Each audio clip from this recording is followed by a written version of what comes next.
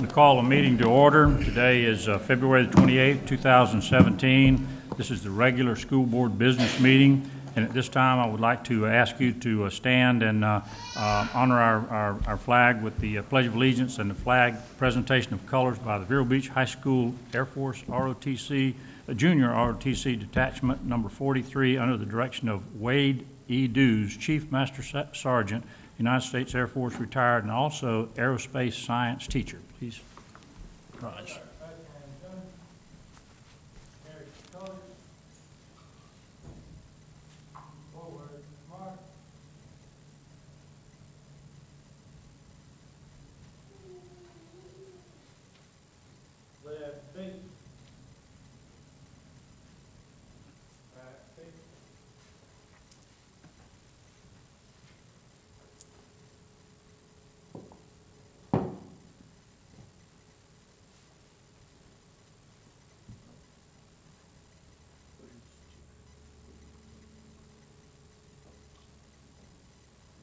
Allegiance to the flag of the United States of America and to the republic for which it stands, one nation, under God, indivisible, with liberty and justice for all.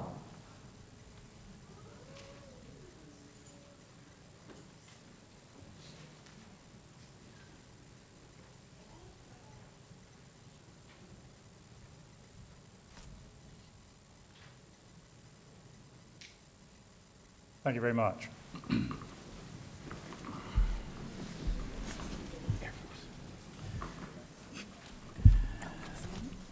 This time we would like to consider the adoption of the orders of the day. Would anyone like anything adjusted from the consent agenda to action? Hearing none, could I have a motion? Move approval. Second. Any discussion? All in favor, say aye. Aye. Opposed, same sign, 5-0. Okay. Okay, the next order of business will be the presentations, and I turn that over to Dr. Rendell. Thank you, Mr. Chair. We have some students to honor tonight, some teachers to honor tonight. We also have a special award for our transportation department.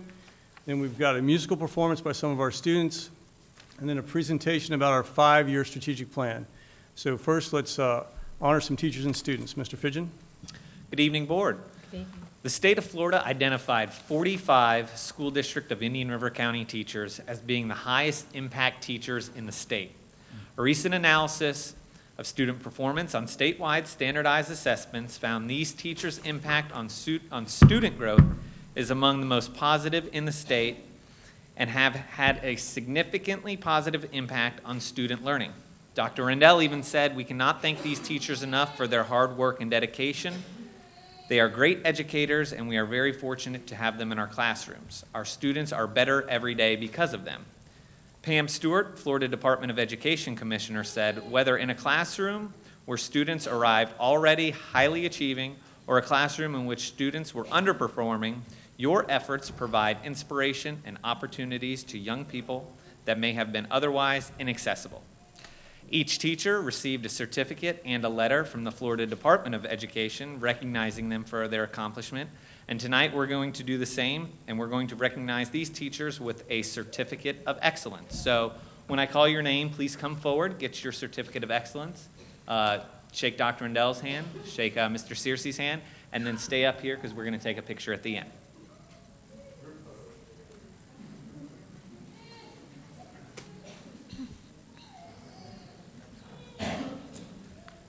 From Beachland Elementary, Julie Baker.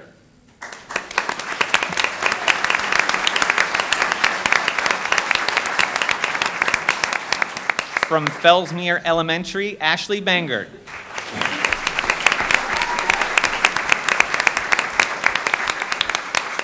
Caitlin Embry.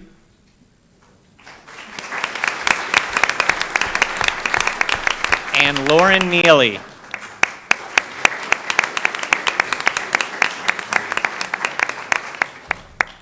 From Glendale Elementary, Carrie Davis.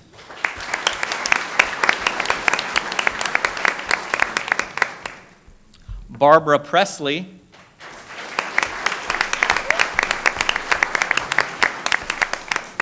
Jessica Porter.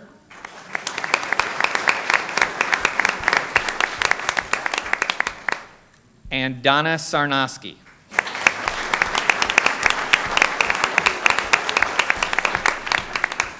From Gifford Middle School, Rhonda Aslin.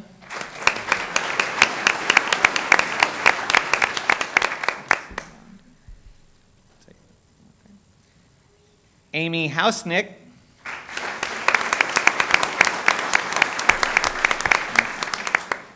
And Bonnie Julin.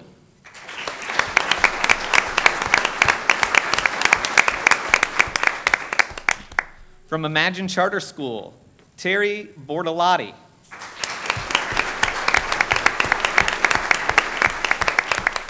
Sharon Kaler.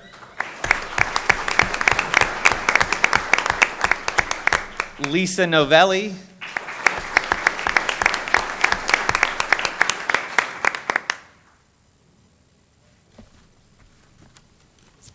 Kristen Pananili.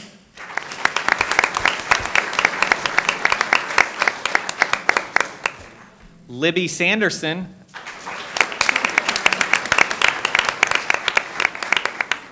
And Elizabeth Trax.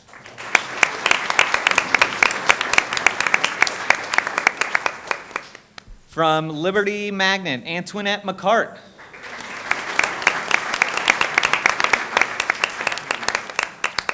From North County Charter, Destiny Lawrence.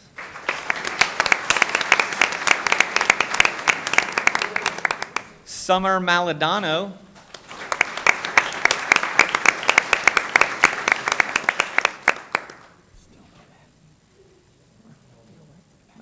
I figured that. From Osceola Magnet, Joseph Antosh.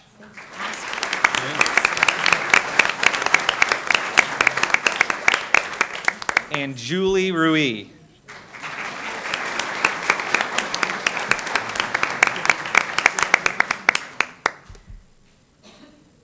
From Oslo Middle School, Michelle Wheeler.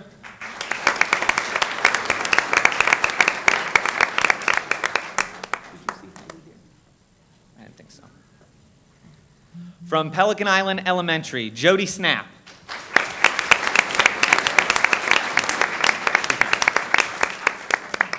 From Rosewood Magnet, Deidre Creech.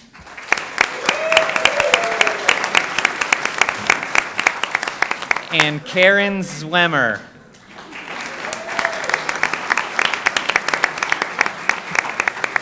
From Storm Grove Middle, Rihanna Harcourt.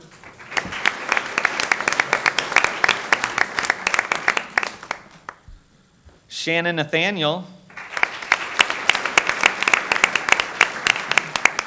Susan O'Brien.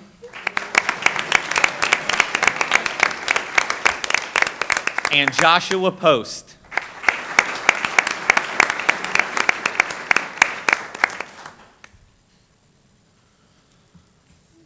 From Sebastian River High School, Heidi Maloney.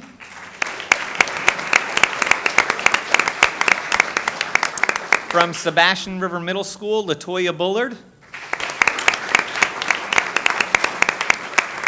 Heather Dixon.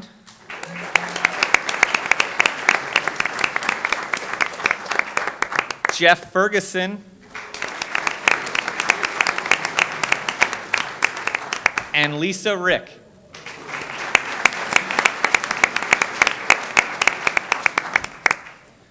From St. Peter's Academy, Pamela Pervola.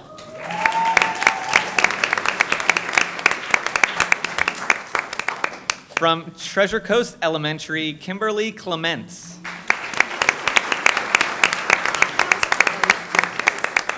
Deborah Coyle.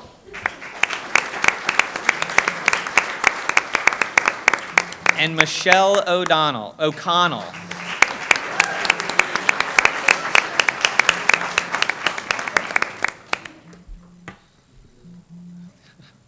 From Vero Beach High School, Amy Barentine. Angela Combs.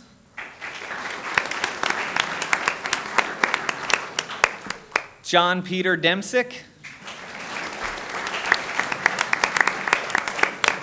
Martha Rubio. And Beth Wynn.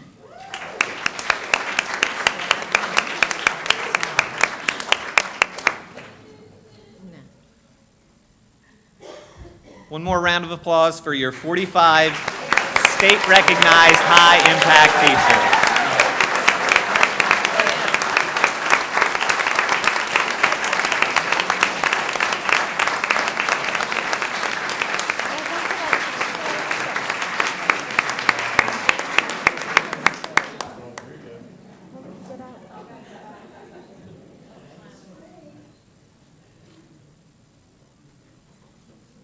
Nice backdrop, aren't they? Yeah.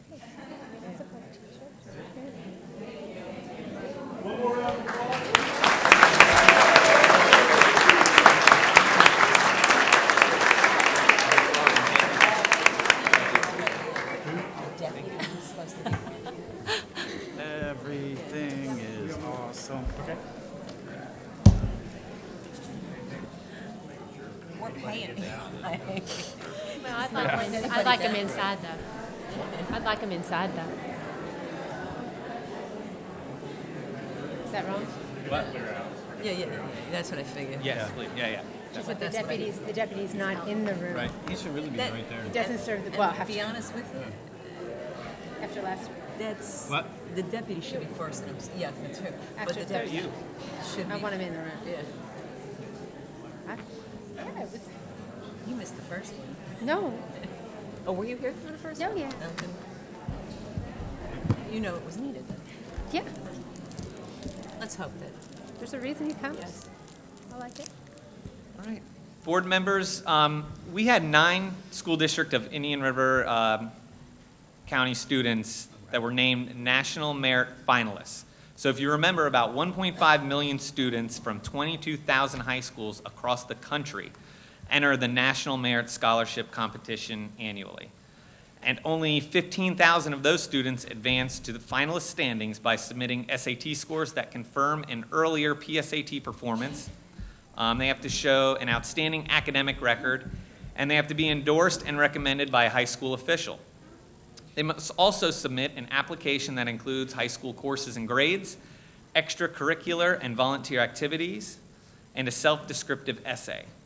By the conclusion of the competition, a select group of finalists are chosen to receive prestigious national merit scholarships totaling nearly $35 million. And tonight, we'll present each of our students with a plaque to recognize them for their extraordinary accomplishment. So we're going to start with the students from Sebastian River High School. Again, please get your plaque, shake hands, and stay up here for a picture. First, we have David Green.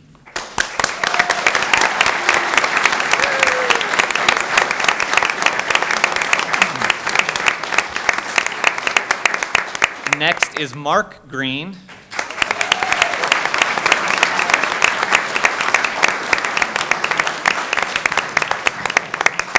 And Jessica Howell.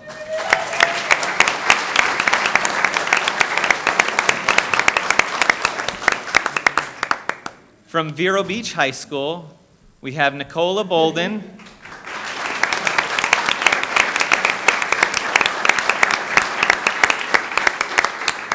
Jacob Hagzima.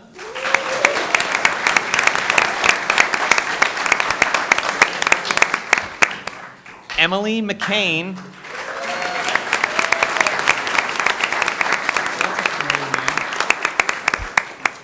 Hannah Nuttall.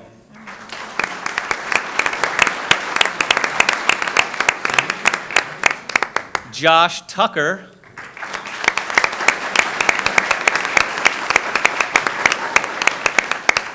And Sarah Wayand.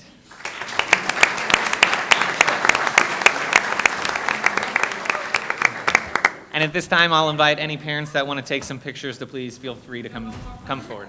One more. Hannah.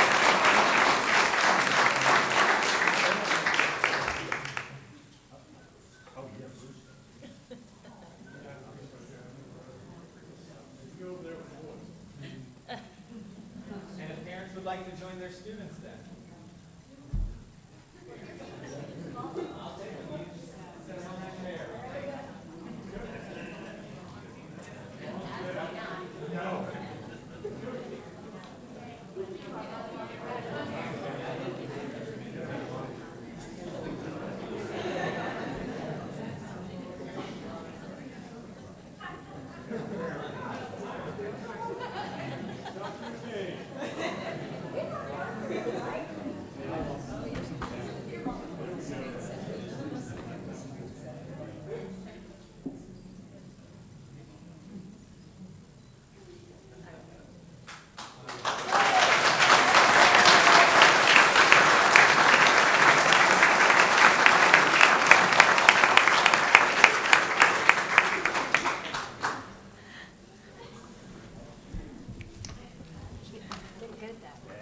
doing a good job. Oh, no. Yep. Tonight, we have representatives here from the Central Florida Clean Cities Coalition to acknowledge the Transportation Department for being pioneers of the propane school bus industry in the state of Florida. So I'd like to introduce Steve Murphy to the podium, a Clean Cities rep.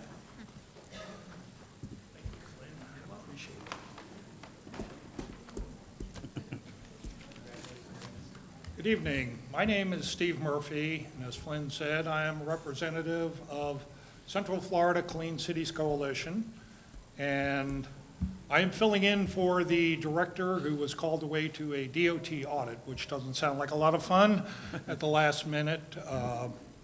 But basically, I'd like to thank the board members, superintendent, Ms. Idlett, and Mr. Trammell from the Transportation Department. And I'd also like to recognize John Fink. John is the retired garage manager that I've known for probably 20 years, and he was instrumental as one of the pioneers that got us to where we are tonight, where we're honoring a much-deserved effort by the Indian River School District. The Central Florida Clean Cities Coalition was developed to support sustainable transportation practices through efforts to advance deployment of alternative fuel technologies, mass transit projects, and fleet optimization measures throughout the territory, which encompasses basically from here to Orlando. We're truly excited about the honoring of leadership and what it's done for the state of Florida and for the Indian River School District. I'd like to highlight a brief history of why we're here today. 2007 was a milestone year from the EPA in the terms of environmental emission changes that were mandated for diesel engines. Too many kids going to school covered in soot, and they decided to campaign to change all of that. By the time we reach 2023, the cost of a school bus in the state of Florida has increased by nearly $20,000 strictly due to emissions. And these will come in future segments going out through 2023.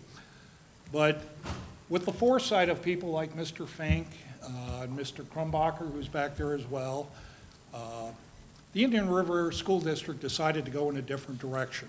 In 2008, they looked at what else is out there because this is getting too costly and too difficult to maintain.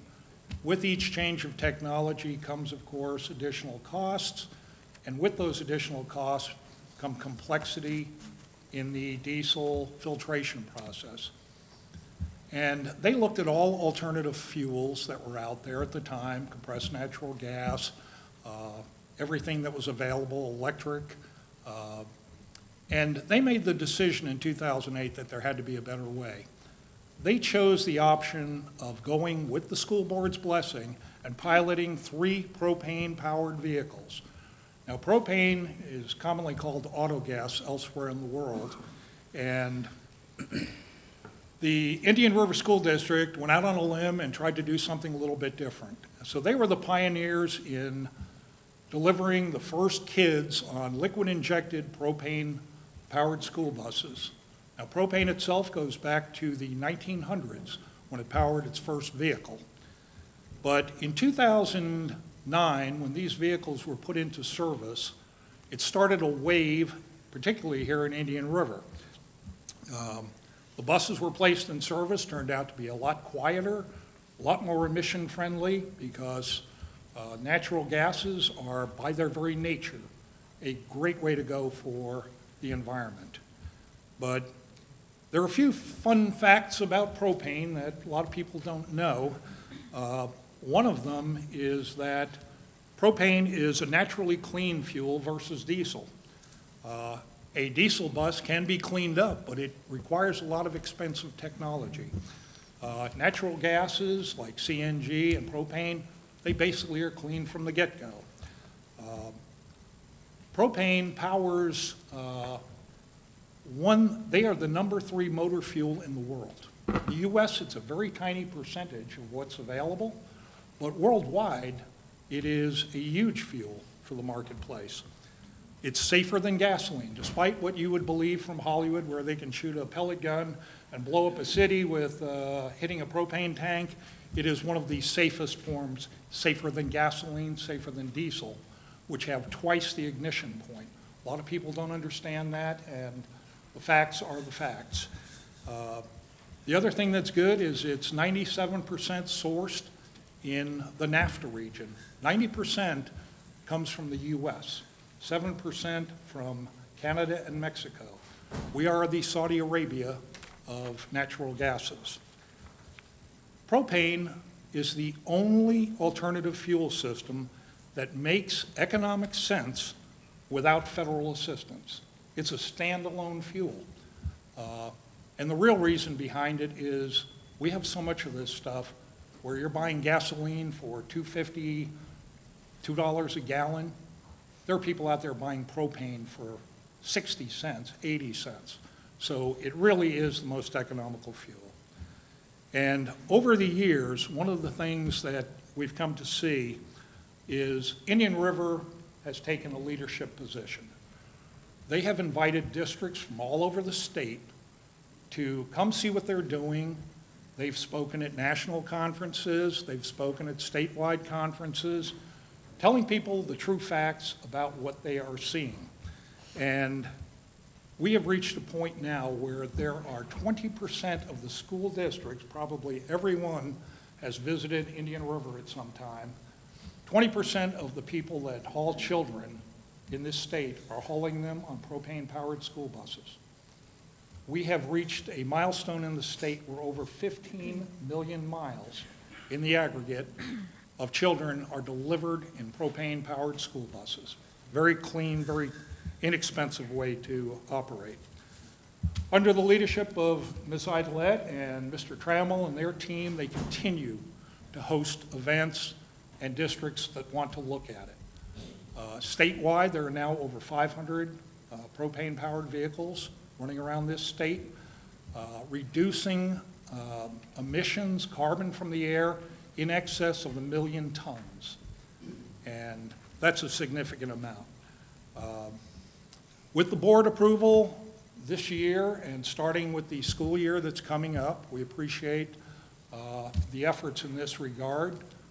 The school district will establish another milestone. They will be the first school district in the state that is running over 50% of their fleet, delivering 50% of their children in clean-burning, propane-powered vehicles. Now, propane is great from a health standpoint. Kids with asthma, the people with ESC needs that are going up and down on lifts are usually in and around buses a lot more than you would think, waiting at schools to be picked up, to be delivered. The kids on the lifts going up and down, those vehicles are running. It helps with asthma, any type of breathing symptoms and things like that. So it's great things for the kids. In the economic arena, the Indian River School District, as near as we can estimate, has saved over $750,000, which they have been able to place back in the classrooms. That's through maintenance cost savings and fuel savings. That's an applaudable effort. In addition, the carbon removed from the atmosphere here is in the hundreds of thousands of tons in the Indian River School District. So on behalf of the Central Florida Clean Cities, we're honored to present this award to the School District of Indian River County in recognition of their pioneering leadership in the deployment of propane for the state of Florida and recent attainment of 2.5 million miles of safe, reliable, cost-effective transportation and providing healthy air for the citizens and students of Indian River County. Thank you. We applaud you for your efforts.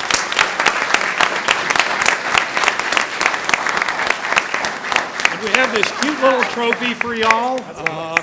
There is another one that is hanging in the transportation office as we speak, but We thank you very much for your efforts. Oh, I love it.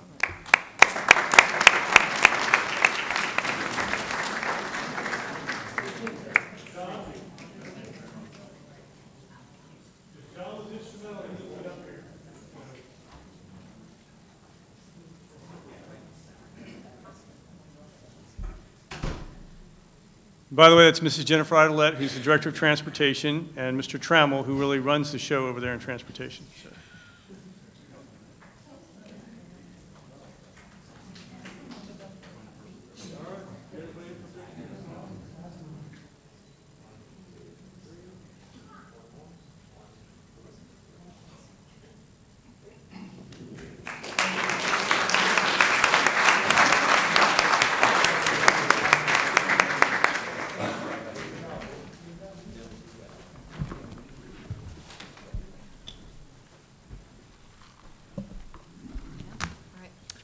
Board members, if you'd like to come out and grab your seat for our musical performers. Tonight, they come to us from Sebastian River Middle School, and they are under the direction of Miss Fontaine. So if Miss Fontaine would like to come forward, she'll introduce her students and tell you a little bit about their performance tonight.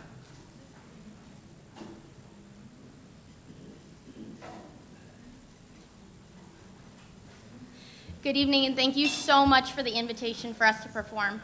My name is Carol Fontaine, and I have the wonderful privilege of working with some amazing students at Sebastian River Middle School.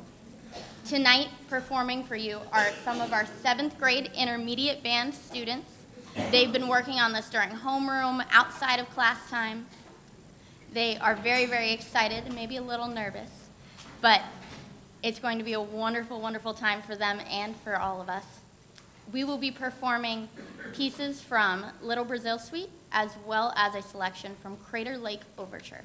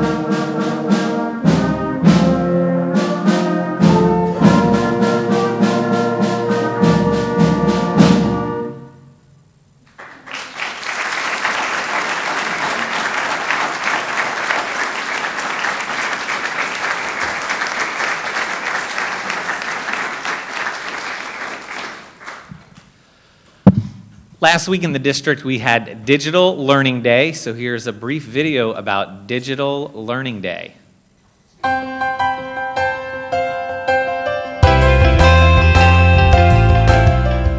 Educators and students across the district participated in a nationwide celebration highlighting great teaching and demonstrating how technology can improve student outcomes.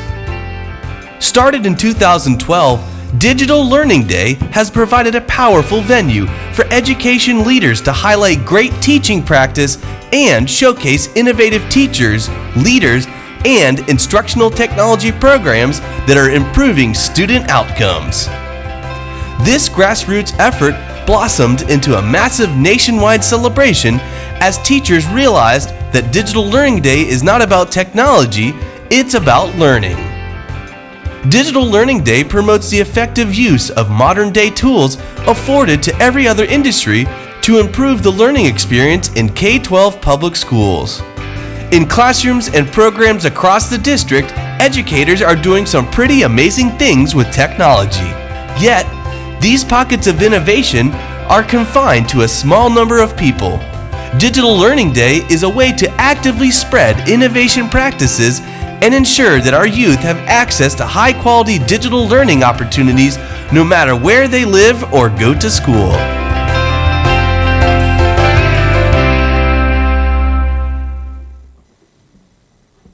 Mr. Chair, we have one more presentation. Okay. Members of the viewing audience may not be aware, but we have begun the process of developing a 5-year strategic plan for our school district. We're not going to develop this 5-year strategic plan on our own. We're going to involve the community and all of our stakeholders in the development of this plan. We have partnered with an organization called Patel for Kids. They're going to give us a short presentation on how we're going to go through this process over the next few months to develop a 5-year strategic plan. Board members were actually presented this information in a workshop earlier today, but we want to make sure that the viewing audience, all the members of our public, know that we're engaging in this process and that they're going to be a part of that. So for the presentation, I'm going to turn it over to Dr. Moore from Patel for Kids, and he's going to walk us through a presentation about the 5-year strategic plan. Dr. Moore. Great. Thank you, Dr. Rendell and the Board of Education and community. First, I'd like to say, as a former principal and a superintendent, being at this board meeting, I really made me miss what I really missed about being an administrator, and that was celebrating highly effective teachers, recognizing wonderful students and achievement, appreciating the fine arts, and yes, even talking about school buses. So that was really exciting. I want to introduce a couple of my colleagues that's here today, too. We have Kim Ratcliffe, she's a senior director, and another communications and marketing director, Susan Amos, and they're going to be co-presenting, too. So first, a little bit about our organization. We're a not-for-profit, and we're in Columbus, Ohio. And we're deeply embedded across the country in 30 other states, and we actually have staff in Florida. And we've done strategic planning for small rural districts, large urban districts, and suburban districts across the country. And we're really excited to be partnering with Indian River. Personally, I've been in one of your schools earlier this summer, and actually Bruce showed me around the campus or community a little bit today. And there's some wonderful things happening. And we're excited about partnering and even blossoming some other wonderful things that are happening in the district. So. We have a short agenda here, so we only have 4 items. We're going to review the strategic planning process and timeline. What we've accomplished so far, a couple weeks ago we came down and spent quite a bit of time with the cabinet. This morning we had an opportunity to spend time with the board, and we've actually interviewed every board member individually today for about 45 minutes. And then we're going to talk about what's next, because this is the part where you become active participants in helping us design the future of Indian River School District. There we go. We have a 6-stage process when we go with strategic planning, and our first stage is prepare. And the prepare is when we actually worked with Dr. Rendell and the cabinet, and we wanted him and his staff to identify what would success look like. After we actually developed a strategic plan and we worked with the community and we worked with his cabinet and the Board of Education, if we're successful, how are we going to measure it? How do we know what it's going to look like? How do we know what it's going to feel like? And from that point, we started really assessing your current school in terms of your performance, your old strategic plan. We looked at your report card. We looked at all kinds of data that the assistant superintendent has been sending us, and we're starting to synthesize and put back into a report. So we're going to continually engage the community, engage the Board of Education and Dr. Rendell as we collect this information. Now, the third stage is what we're really excited about, and we're going to come back in a couple weeks in March and spend the week really being engaged with community members from early in the morning to late at night, and going to meet you where you are in the community and asking you about what type of student do you want to get when a student graduates? What's the profile of a graduate? What do you want your kids to learn in the elementary school? What do you want your teachers to be? How do you really want to direct your school district in the future? What do you envision your school district to be? So we're going to have all these engagement sessions, and we're going to get feedback from you to take back to the Board of Education and Dr. Rendell so we can start to shape this strategic plan. And that's the design stage. And during the design stage, Dr. Rendell and the Board of Education will be very involved.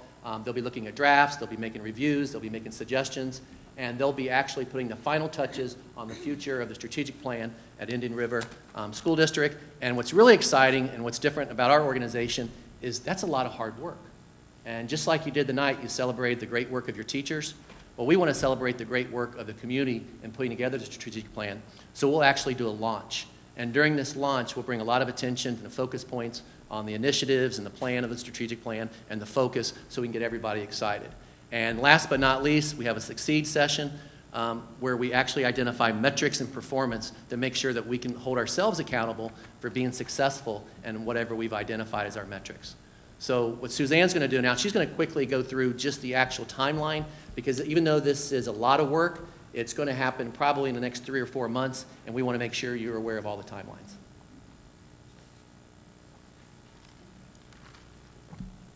So just to give you an idea of where we've been and where we're headed, the first 2 phases that Bobby had mentioned earlier are the prepare and the assess stage. And prepare is what we have been working on so far in early February when we came down and met with Cabinet, and part of our process today in which we met with board members.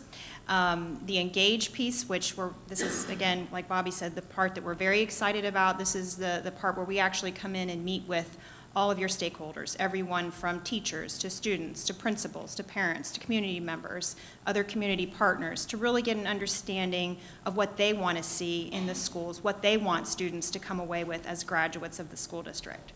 And so that will be taking place in mid-March, and we're working very closely with Bruce Green to identify what that schedule looks like. But as Bobby pointed out, we don't want to have people necessarily, we're going to have sessions where folks will be invited to come, but we also want to meet people where they're at, recognizing that people are busy and that we want to leverage existing events that are happening in the schools and in the communities, and so we want to be able to leverage those opportunities, and so we will have a number of opportunities and events in which we're going to various community functions and things and setting up booths and opportunities to do some Q&A with folks. April is really kind of the roll up the sleeves, get down and dirty with the work and the information that we have collected so far. So as we've kind of been able to assess the data that we've collected and the interviews that we've done, April is going to be really where we start to begin to pull out the themes and the things that we've heard. So begin developing kind of the skeleton of what the plan looks like and putting that together and working with our leaders and folks here to review drafts of what that looks like. And between May and June will be the period where we're launching the plan. And as Bobby mentioned, part of the differentiator in our process is not just coming and working with you to develop the plan, but really working to support the launch of the plan. It's not, we're just going to come in and here's your plan, go do it, but really be thoughtful in helping you to develop a communications and marketing plan to really launch it successfully with your internal stakeholders, everyone from your teachers and your principals, but also looking externally as well, Chamber of Commerce members, parents, other community members. So that will be part of our process when we go to do the launch and making sure that you guys are successfully equipped to share this with the community. I want to just kind of give you a quick overview of what we have done so far in early February in the past couple of weeks.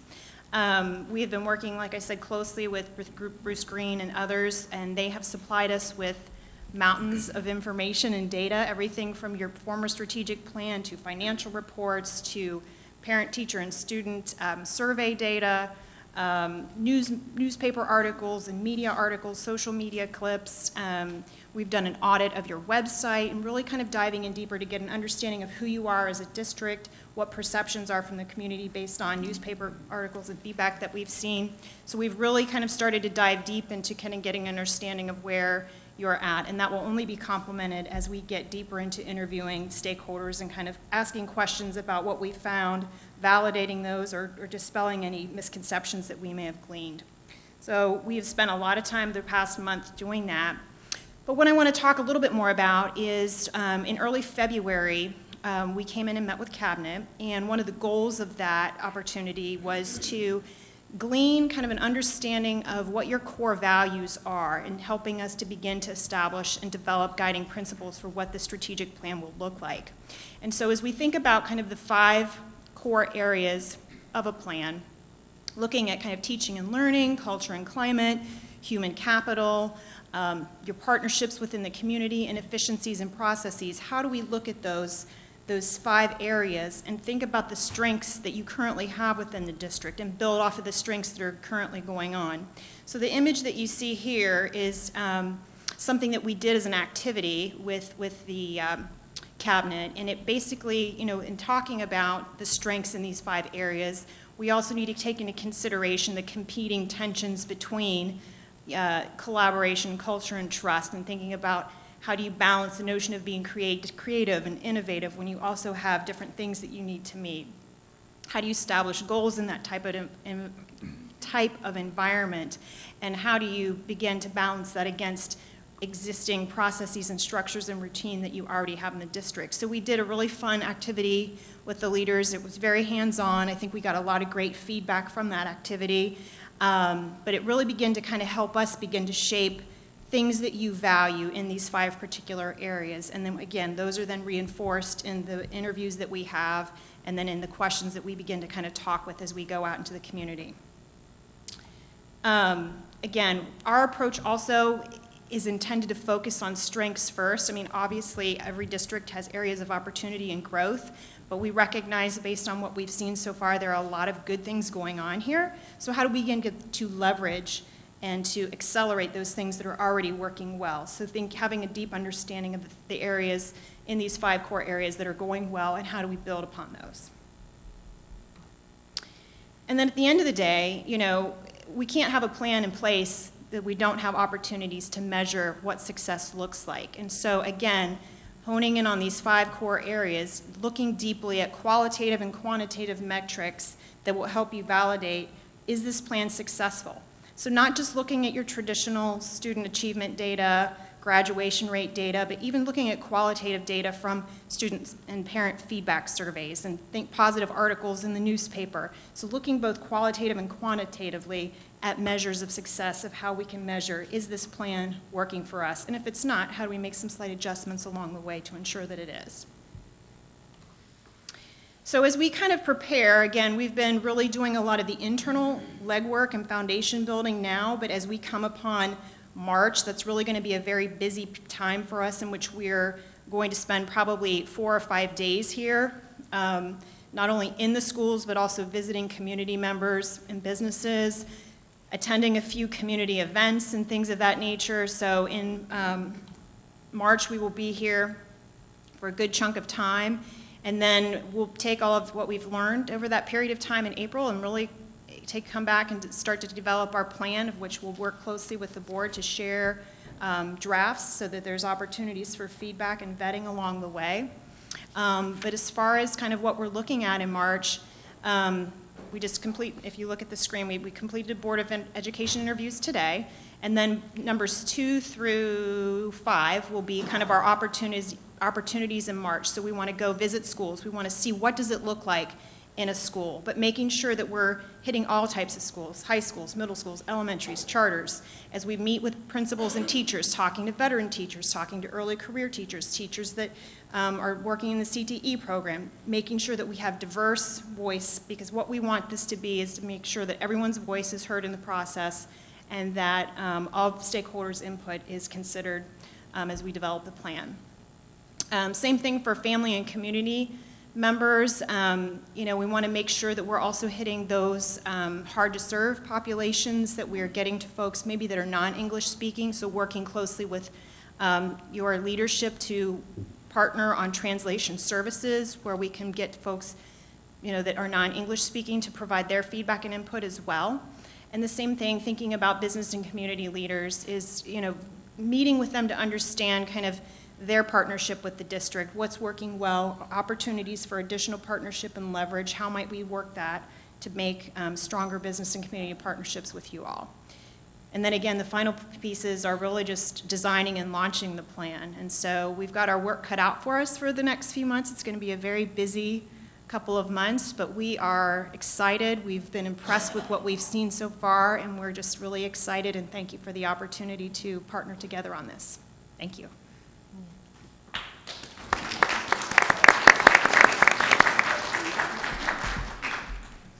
Mr. Chair, that's the last of the presentations for tonight, so we're done with presentations. Thank you. Very good. Thank you.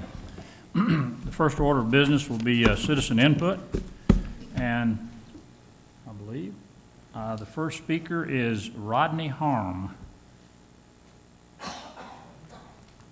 Is Rodney here? I'm speaking on behalf of Allison Moody. This is in regards to wanting to suspend her for 3 days with pay. I think with my experience in the testing field and having been a professor at Texas Christian University, I think instead of a suspension, what she probably needs from you people is an apology for what you have put her through. The entire, all of the issues involved with Allison, whether she did this or she did that, I don't think the people involved in it that investigated this really have any idea of what goes into testing.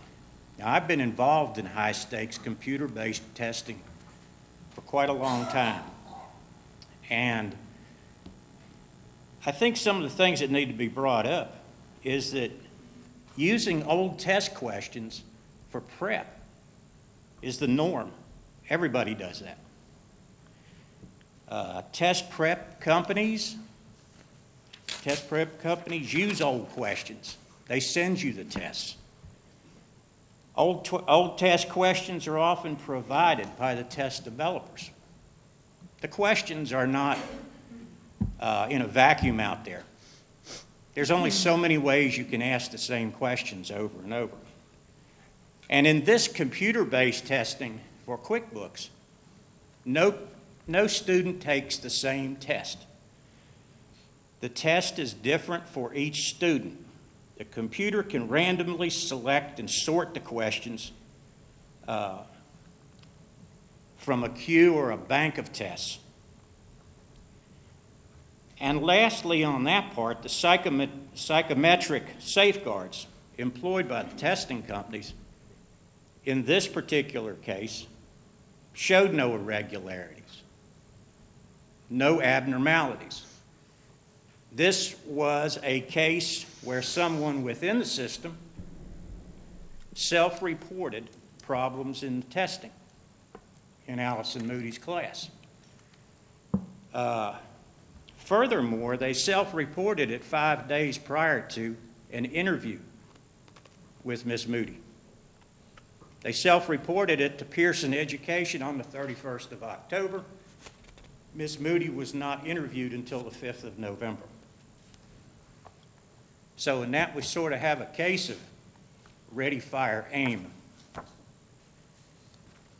So it looks to me like the big problem here is that the district got ahead of itself. They did a poor job investigating. They jumped the gun on bringing down issues. In other words, the district did not do due diligence. They did not back up Ms. Moody in this situation. Dr. Harm, you need to wrap it up if you could, please. Sure, certainly. So, that's about all I will say about it. I believe I've known Allison for over 30 years.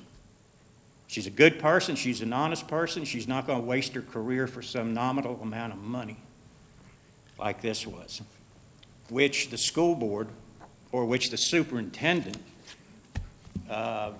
more or less stated was a reason for trying to play fast and loose with the But I will tell you that I made an error. I noticed that you You wanted to speak during action, so if you want to speak again during action, I'm going to allow that. No, this is enough. Okay, good enough. Okay, that's my error, and I apologize for that.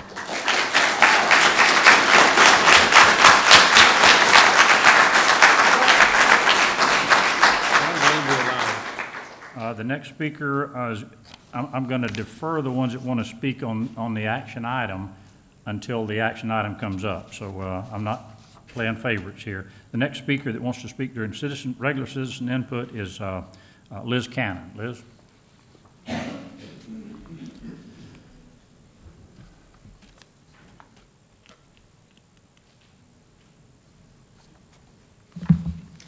Good evening. Liz Cannon, President, Indian River County Education Association. Today, I administered the Florida Standards Assessment Writing Test. In order to administer the assessment, I had to attend a 45-minute face-to-face training held by our testing coordinator. In addition, I voluntarily took the online test administration certification course. I also had a test administrator manual to ensure proper administration.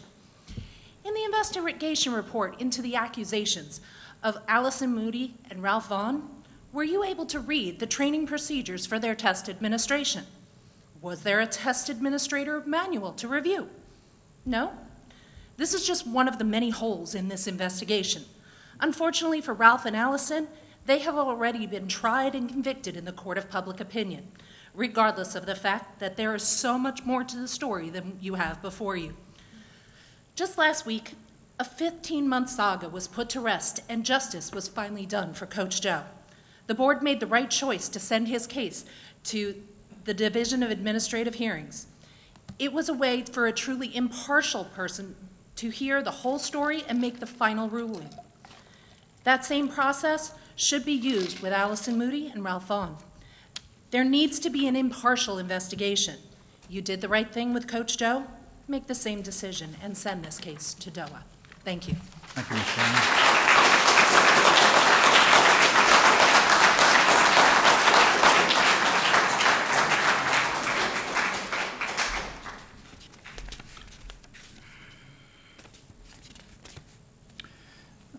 Let's see. How about Mary Ellen Dooley Conway, maybe?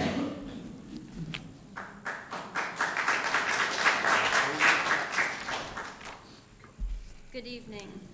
My name is Mary Ellen Dooley Cowie. My husband and I raised our two children, a college student and a United States Marine, in Princeton, New Jersey. We recently purchased a home here in Indian River County, fulfilling a lifelong goal of returning once again to live in Vero Beach. Vero is where I moved when I was just 6 years old, and where I met my lifelong friend, Allison Greer Moody. I have quite literally watched firsthand as Allison grew up in Vero as an avid swimmer and supporter of all things Vero Beach High School. I knew Allison when she went off to pursue an education at Southern Florida University to enable her to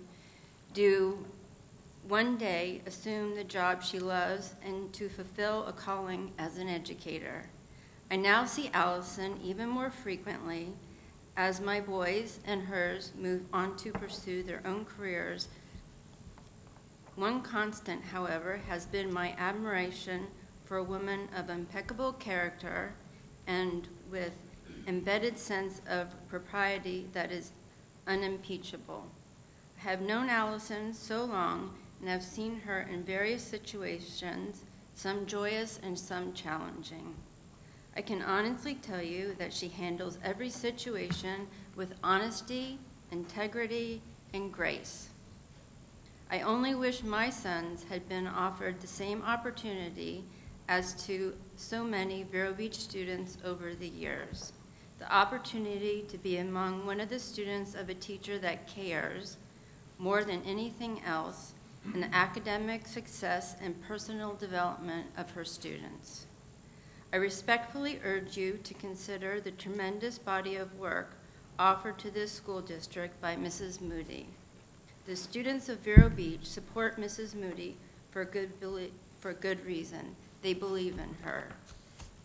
The belief that while she is demanding, She is driving them to be the best they can be. Isn't that what we want from all our schools? To be blessed with teachers that are capable, committed, passionate about the growth of the students under their care.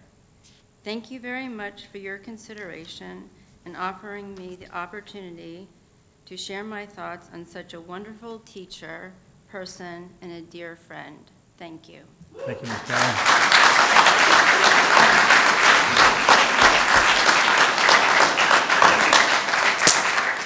Now, all the rest of these, with the exception of one, have chosen to speak during the action item. If there's anyone that turned in a form that wants to speak now, you're welcome to do it, but unless, okay, the next speaker then is going to be Bonnie Julian. Bonnie?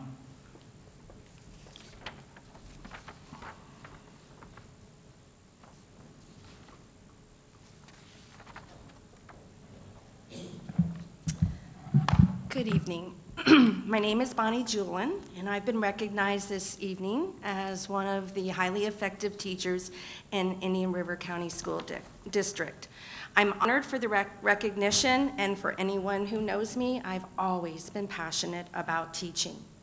On January 10th, I spoke before the school board and announced that I was resigning my position as sixth grade reading teacher at Gifford Middle School, and I was leaving teaching earlier than I wanted to. After I left on January 17th, I was interviewed along with Bill Wood by a local newspaper, and our comments were published. In response to our comments, 2 guidance counselors and 2 teachers from my school commented to the school board that many allegations that were mentioned in the articles were false, and the article was based on the opinions of 2 disgruntled employees. I have to say, I respect their viewpoint, but I have just as much right to speak up, and so does Bill Wood and any other community members, and I would like to speak up tonight and set the matter straight. First off, Bill Wood and I are not disgruntled employees. We were excellent and effective teachers, and the comments that we made were based on truth. We, as effective teachers, know what is right, we know what is wrong in educational policies, and we saw many wrongs that were placed upon teachers. We lived and breathed our jobs every day, and we began to see a broken system in our school system that was in need of repair, and we brought our opinions to the public. That was my right.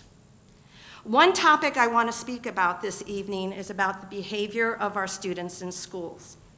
You see on TV where students are fighting, they're yelling, they're screaming, they're disrupting the classes, they're attacking verbally and physically the teachers. And it's not Hollywood that you see, it's happening right here in Indian River County School District.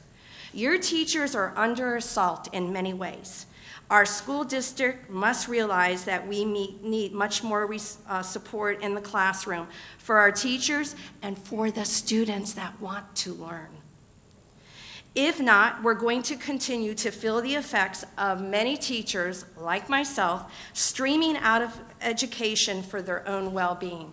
We have got to stop the insanity of teachers leaving. At one time in history, not long ago, teachers were revered and they were honored. Today, they're powerless and they're disrespected from the small ones up to high school age. I've been told by students, I'm going to get you fired. Oh yes, and why? Because they don't want to work. Has it really been 3 minutes? Yes, ma'am. Yes, ma'am. Really? Okay.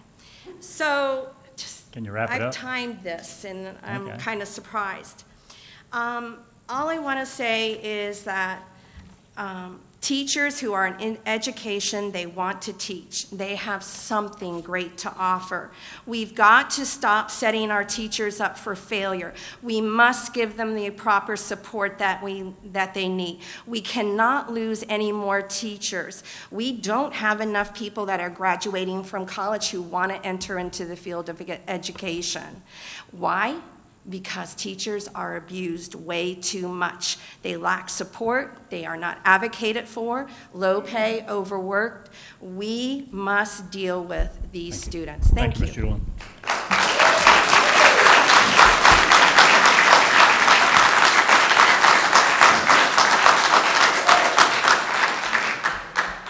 The next item on the agenda will be the consent agenda.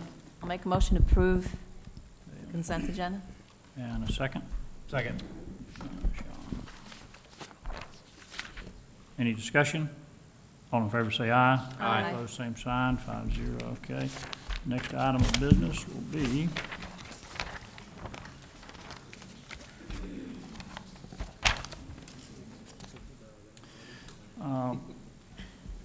it'll be a public hearing for the board to approve the recommended instructional materials.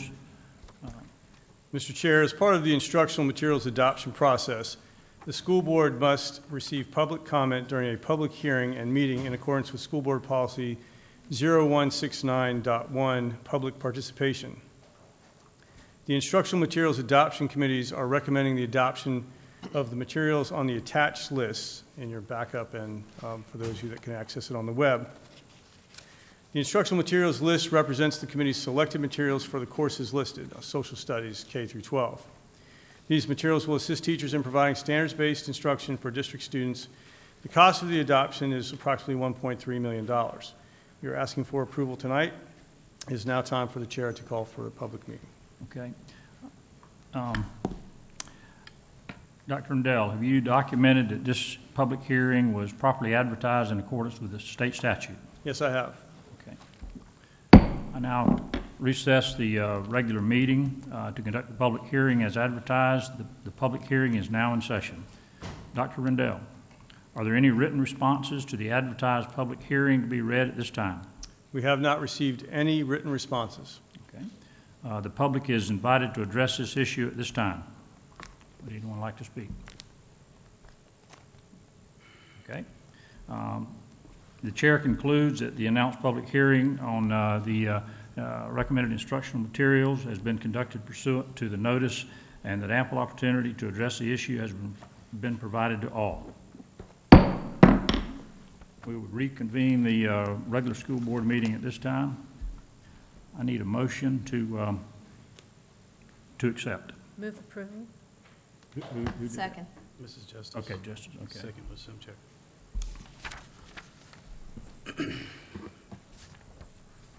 Any discussion?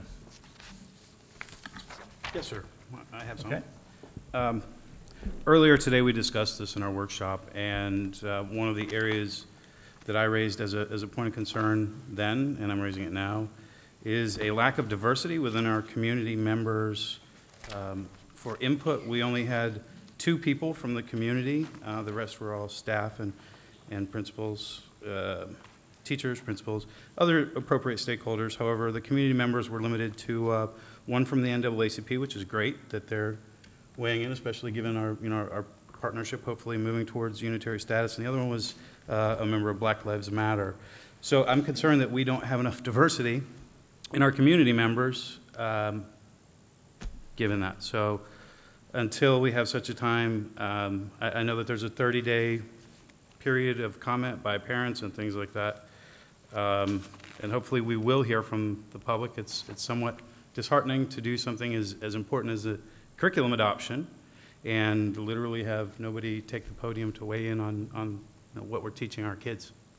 I do hope that we will hear from the public on this matter, and I want to thank staff for creating a very transparent and engaging process. There was a great deal of opportunity to engage, however, it just didn't happen. So for those who, I wanted to see what Black Lives Matter was about, so I went to the internet and I looked at their official Facebook page, and I would just encourage parents to look at a post on February 20th at 2:24 p.m., Black Sex Matters, and see if those are the folks we really want to make sure we're being endorsed by in our materials, and see if that works for you. I found it nothing short of pornographic, and there are a number of issues with the leadership of this organization. A Toronto co-founder believes, seems to have tweeted about that whites are subhuman and could wipe out, that blacks could wipe out the white race. So I really want to hear from more parents and from other groups, especially since when you start looking at some of these, they really tangle with the Palestinian-Israeli conflict, and we haven't seen any sides on that. And actually, different community groups have raised concern about the way that's presented. So I would love to hear from more parents and stakeholders within those issues in particular. However, until I have an opportunity to personally review all of these materials, I will be voting against this. Okay, good. Dale? Thank you. I did want to, and we did have this workshop today, and I did want to point out, first of all, that the net was cast. It was a large net to try to get input. It was ConnectEd. It was on the website. There were stakeholders invited, but they didn't come, So I have to commend staff that they did try to solicit. It's the same thing that these teachers that are in our order will see, that there's the same old people volunteer. And it's a sad story. We didn't have enough stakeholders that I would like to see the diverse, as you said. However, the process was clean. Whether it's a suspensions or terminations or committees, or it's all about the process. And the process was clean, and therefore I will support it. I am just saddened, as you are, Mr. Frost, that we didn't have more input. I will also, though, take a little chance to PR next year, where we will be doing the science. So I want to take the opportunity to advertise for next year and encourage more people to be a part of that process. But I will support it because I do, whether I agree or disagree with some things, as long as the process is clean, I'll support it. So in this case, I will be supporting it. But I do totally feel saddened, as you are, that we just didn't see more come forward. I will support it as well. I feel like the process was transparent, and we did reach out. I am disheartened because when we talk about local control and how can we affect what really happens with our students in our schools, there are a lot of things that are out of our control. This is not one of them. We get to choose the textbooks we use to teach our children. So I encourage parents to review textbooks. I feel there was ample opportunity to review them. They were upstairs in the hallway by curriculum. I made a suggestion today during the workshop that they be in the front lobby, so they're a little bit more accessible. My understanding is they're at schools as well. So take the opportunity to take a look at the textbooks. You get to be part of the process and make a decision and help us to better serve students. Laura? I think I'm disappointed that we were presented this today at the workshop. I thought we had a consensus. Let's not present the day of the workshop and then take it to the vote the night of. So for that reason, I don't think that I can support this tonight. Mr. Superintendent, did we get a heads up on this early on? We've been following the process that's outlined in the backup material for several months. So you all were part of the group that was notified that we were following the process. All the announcements that we made to the community were made to you as well. So we've been following the process all along. It was on Twitter, on Facebook, on... It was, if there was a way we could put it out, we put it out. And to Mrs. Simchek's point, it is a very clean process, and I will again thank staff for making it transparent and engaging. However, as you know, this is the initial, and then we open it up for comment. I will reverse my position and vote for it on April 25th if I hear from the public that that's the best path. Or if I don't hear from the public, then I'll assume, I will reach out to different parent groups and see if they would like to weigh in. But until I hear from them, I feel that this is too small a sample size to, for me to personally move forward without having read all the materials. So that's just any other comments? Well, and I think that's why it's important to bring this up during workshop so that we can discuss what our concerns are, because I feel that my fellow board members do bring validity to their points, and by having it at a workshop and then voting on it tonight, that has not given me adequate amount of time to research and look a little further into what some of the concerns were. What more would you have done? I think that Mr. Frost brought up some good points, that there wasn't an adequate amount of pool in our citizen participation, so I would like to just look myself further into the material. It's difficult to get people to volunteer to work, and this was work. So, I mean, I hear what you're saying, Sean. It is. But we can't make them come in. And if you want to be a part of the solution, you volunteer and you come in and work. So I hear what you're saying. I hear what both of you are saying. Mr. Chairman, thank you for that. I will say that, and it came up in our conversation earlier today, what some districts do is they actually have a board member appoint one, or actually I believe Mrs. Justice brought the idea of two. I think two is a good idea. It's always good to have a spare that if, work becomes too much of an issue, then, you at least get the mission accomplished. So hopefully that's something this board can consider as part of our process, and I believe staff is amenable to this idea as well, because we want to make sure all viewpoints are represented when we look at, especially when we look at something like curriculum, that is less esoteric about, say math. This is social studies. So just a minute. When he's You done. finish up, Sean. well, so, I think that having, a diverse viewpoints, I think having diverse viewpoints is extremely important. So I would hope that, we can work on this process. Science is going to be interesting, too. As a former science teacher, I think that's going to be fun. I will be at all those meetings. I promise you. Ms. Justice. I just also wanted to say this is the way we've been doing it for some time, as I understand it, and we have a new assistant superintendent of curriculum who's going to be reaching out and going to a workshop with some other districts across the state to see how they're doing it. So I'm excited to hear some new ideas, and to get better, sometimes we have to change the way we're doing things, so I support that. Any other discussion? Social studies. There's so many varying opinions that could be written about this. It's not like math, it's not like language arts. So at this point, I'm not comfortable adopting this material, which we will have for the next 5 years. So I would just ask that we give it, if you would allow for 2 more weeks, let me really dive into some of the areas that was brought up that I'm now concerned about tonight.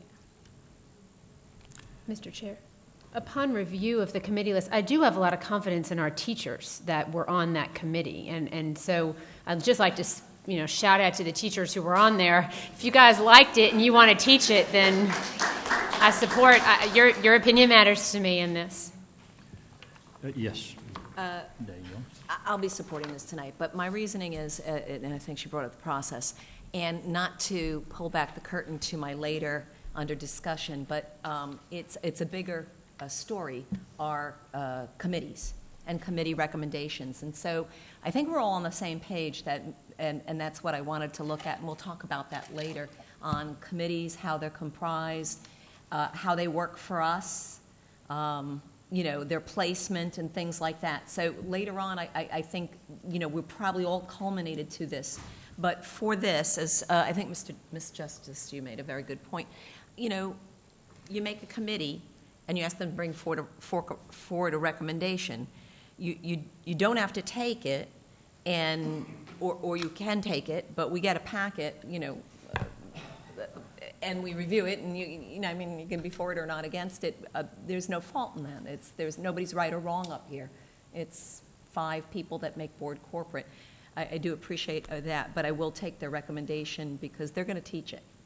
And nobody came to say that those choices were poor. I wish there were more people that were on the committee besides the teachers, but I'll support it tonight because staff needs to move on and make those deals, order them, get the digital record, and so I will do that for this. But as I said, when we talk later, I have some ideas for the future, so I didn't want. When we appoint a committee, we expect them to do the job that we ask them to do. This committee has done exactly what we asked them to do, and I'll be supporting the motion. Any more discussion? Ms. Justice. So I'm looking at the list, just to be clear, so that, because a lot of people don't have, 25 teachers or administrators were on that committee. That's not counting district staff, curriculum, assistant superintendent curriculum, just 25 teachers. So that's a lot of teachers, lots of different schools. Any more good teachers too, I recognize some of these names. Yep, absolutely. Any more discussion on this? All in favor of the motion, say aye. Aye. All opposed, same sign. No. 3-2. Mrs. Ork and Sean against. Okay. The next item is action item B, the approval of agreement form for construction and contracted services with Palm Beach Trucking LLC, DBA Merchant Transport for relocation of Beachland Elementary concretable buildings. Dr. Rendell. Thank you, Mr. Chair. In action item B, we are asking for approval to engage in a contract with Palm Beach Trucking Merchant Transport for transport and relocation of 8 concretable buildings from Beachland Elementary to Dodgertown Elementary 4 and Pelican Island Elementary 4, as outlined in the proposal scope of work. The cost of this project is not to exceed $168,270. This includes the quote amount of $153,270 and an owner-added contingency in the amount of $15,000. These concretables are owned by the district, so we can't send them back. They're not leased, so we can't just stop the lease. We bought these concretables with a grant, Classrooms First grant, so they have to be used for classrooms. We can't use them for anything else. Pelican Island is at capacity this year, and we expect it to grow. That's a good thing. The reputation of that school has changed recently, and so families are choosing to send their students to Pelican Island, so 4 of those concretables will go there. Dodgertown Elementary has room on the south end of its campus. We had concretables or portables there before. We're going to put 4 concretables there for a preschool project that we are working on with the community.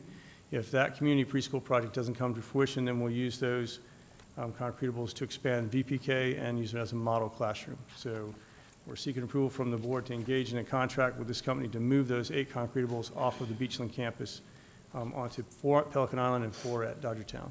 Move approval. Second. Any discussion? No, sir. I just want to say that's a great reutilization, and I think that's just a possibility for those 2 other schools to gain some space, so I'm happy that you're doing it. I have a question. What is this, the extra money that we put in there, the contingency, what is the contingency all about? Mr. Morrison? Yes, sir. That is if we encounter any unexpected costs while moving the concretables. We have the authority from the board to cover those additional costs should we incur any. If we don't obviously incur any additional costs or expenses, then that money reverts back to the budget. Have we moved these concretables before in the past? Not these, but concretables. Have we moved them? I just want to find out how well they travel. Not to my knowledge, sir, that we have.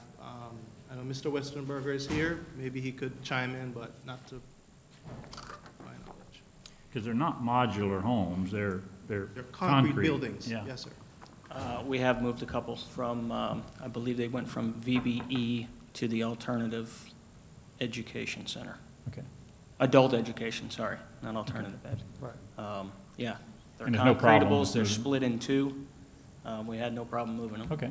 Yeah, it happens a lot down in Palm Beach County. They do them all the time. This company that's moving them is Palm Beach County company, so. Very good. I would like to take the opportunity to give a shout out to our maintenance staff, maintenance and facilities. The cost to move these is actually going to be lower than we had originally anticipated because some of our folks are going to do some of the work themselves. We're going to unhook these concretables and then hook them back up or install them there using our people, which will be cheaper than contracting out the work. So definitely are enjoying a much more cooperative relationship with our maintenance and facility staff right now. And we don't have, there are no other costs associated with this. I mean, they move them in and they set them down? There will be costs associated with site prep. There will be costs associated with hooking them back up. We're going to be incurring most of that ourselves. Do we know what that cost might be? Or? Not at this time. We haven't obtained bids for the site work as yet. I seem to recall when this was presented earlier that we selected these sites primarily well, not only because there's a need and there's an idea or there's a vision, but also because they have in place utilities so that the cost will not be the same as if we were to start from scratch. Correct. It's not that we won't have to incur some costs to reinstall them, so to speak, or install them, but it would be it's less expensive doing this than to put them on a clean site. That's the ones at Dodgertown, but the ones at Pelican Island, that's going to be brand new construction, right? Same. Installation? We have infrastructure there. We used to have portables on the back side of the school there too. So the infrastructure is there. It's not that we're not going to have to hook anything up. It's not that we're not going to have to do site work. We are going to have to do that stuff. Okay. So there will be additional cost besides this, Okay. this that you're Okay. approving tonight, but it should be. But there is existing infrastructure at both of the sites that we're going to. Correct. Okay, good. Okay. All right, any more discussion? All in favor of the motion say aye. Aye. Aye. All opposed, same sign. 5-0, Ms. Stein. The next item, approval to award invitation to bid, I guess number 0802017/JC to Atlas Apex Roofing LLC as primary and Crowther Roofing as secondary. Dr. Rendell. Thank you, Mr. Chair. Actually, items C and D are related. They're both roofing issues, roofing projects. So I'm going to turn it over to Mr. Morrison to walk us through C and D. Mr. Morrison. Thank you very much, Dr. Rendell. As you mentioned, these items are related. Item C is to complete the purchasing process and award the ITB, whereas item D is the approval of the contracts. As approved by the board on September 8th, 2016, last year, in the 5-year capital plan, we had set aside funds for the repair of various roofs around the district. This is moving forward to you today so we can schedule those repairs primarily to happen over the summertime. Okay. I need a motion on item C. I'll make a motion to approve. Second. Okay, we have a motion and a second. Any discussion? Hearing none, all in favor say aye. Aye. All opposed, same sign, 5-0. On item D, Move approval. Second. any discussion? Hearing none, all in favor say aye. Aye. All opposed, same sign.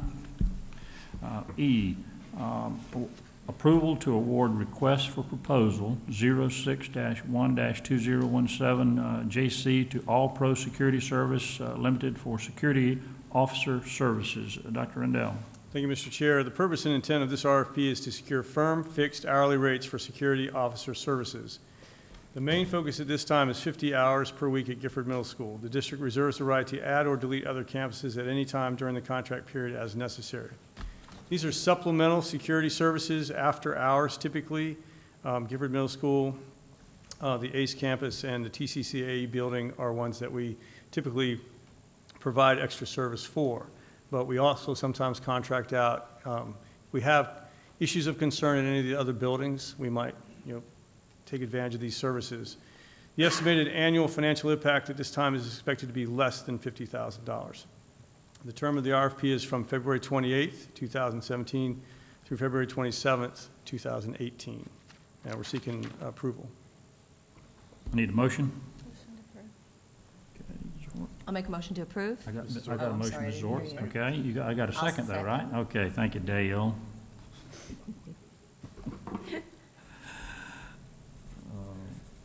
Right, any discussion? I have a question. Yes, ma'am. Dr. Rendell, if there were other services, just to be clear, that if, let's say, there was another officer, security officer, to be expended to, let's say, the parking lot of a large football game or something, it would still be an hourly rate? It would not be an overtime rate? So that's not what Different this, officer? yeah, that's a different type of expense. So this is primarily if we're concerned about something happening at night when we're not on campus. We would contract with the security company to provide security officers during that time. We ask for the ability to go ahead and contract with these companies at other times. Say, for example, it's the last 2 weeks of the school year and we think it might be time for senior pranks at the high schools. Not that anybody does that. But we might want to contract with these companies to provide some extra service. So by approving the contract tonight, that gives us the flexibility to do that without having to come to the board, ask for approval, to basically tell everybody we're going to be there, and that kind of thing, or if there's not a board meeting at the time. If we have some reason to believe there's something going on in the community around one of our schools and we think there could be a security risk, then we can engage in the contract, without having to come to the board for approval, as long as we stay under the $50,000 threshold for the entire contract. Yes, Sean. So I guess that's my point I'd like to have clarified. It says it's estimated to be 50,000. All this board is approving at this point, if this is greeted favorably, would be no more than 50,000 between now and the end of the period, February 27th, 2018. Correct. Is that accurate? Okay. Yes, sir. I have a question. I noticed on all the bids, all of these companies are from out of town. We didn't have any local security firms, or? I'd have to ask Mr. Carver if he's here to speak to that. A lot of them are chains, like Whacking Hut. Mm-hmm.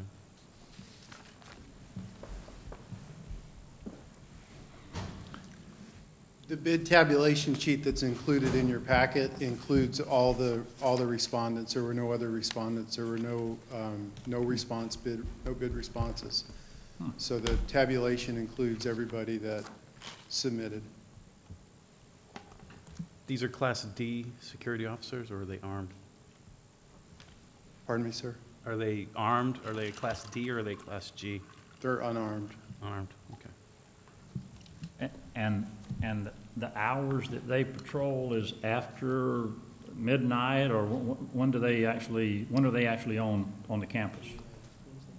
It varies depending on what we see as the The need. need. I'd really rather not transmit that right now. Right. You don't want to say our security plan? Wait. We leave the keys under the mat. We've got this security firm, and they don't have guns. I hate to let this out, but what exactly are they going to do if they don't have a gun and somebody comes up to break in the school? Mr. Chair, not that anyone would do this Oh, I know in they any of wouldn't. our schools, but I was in high school, and there were some things that happened that caused an enormous amount of damage and cost the school a lot of money and stopped learning.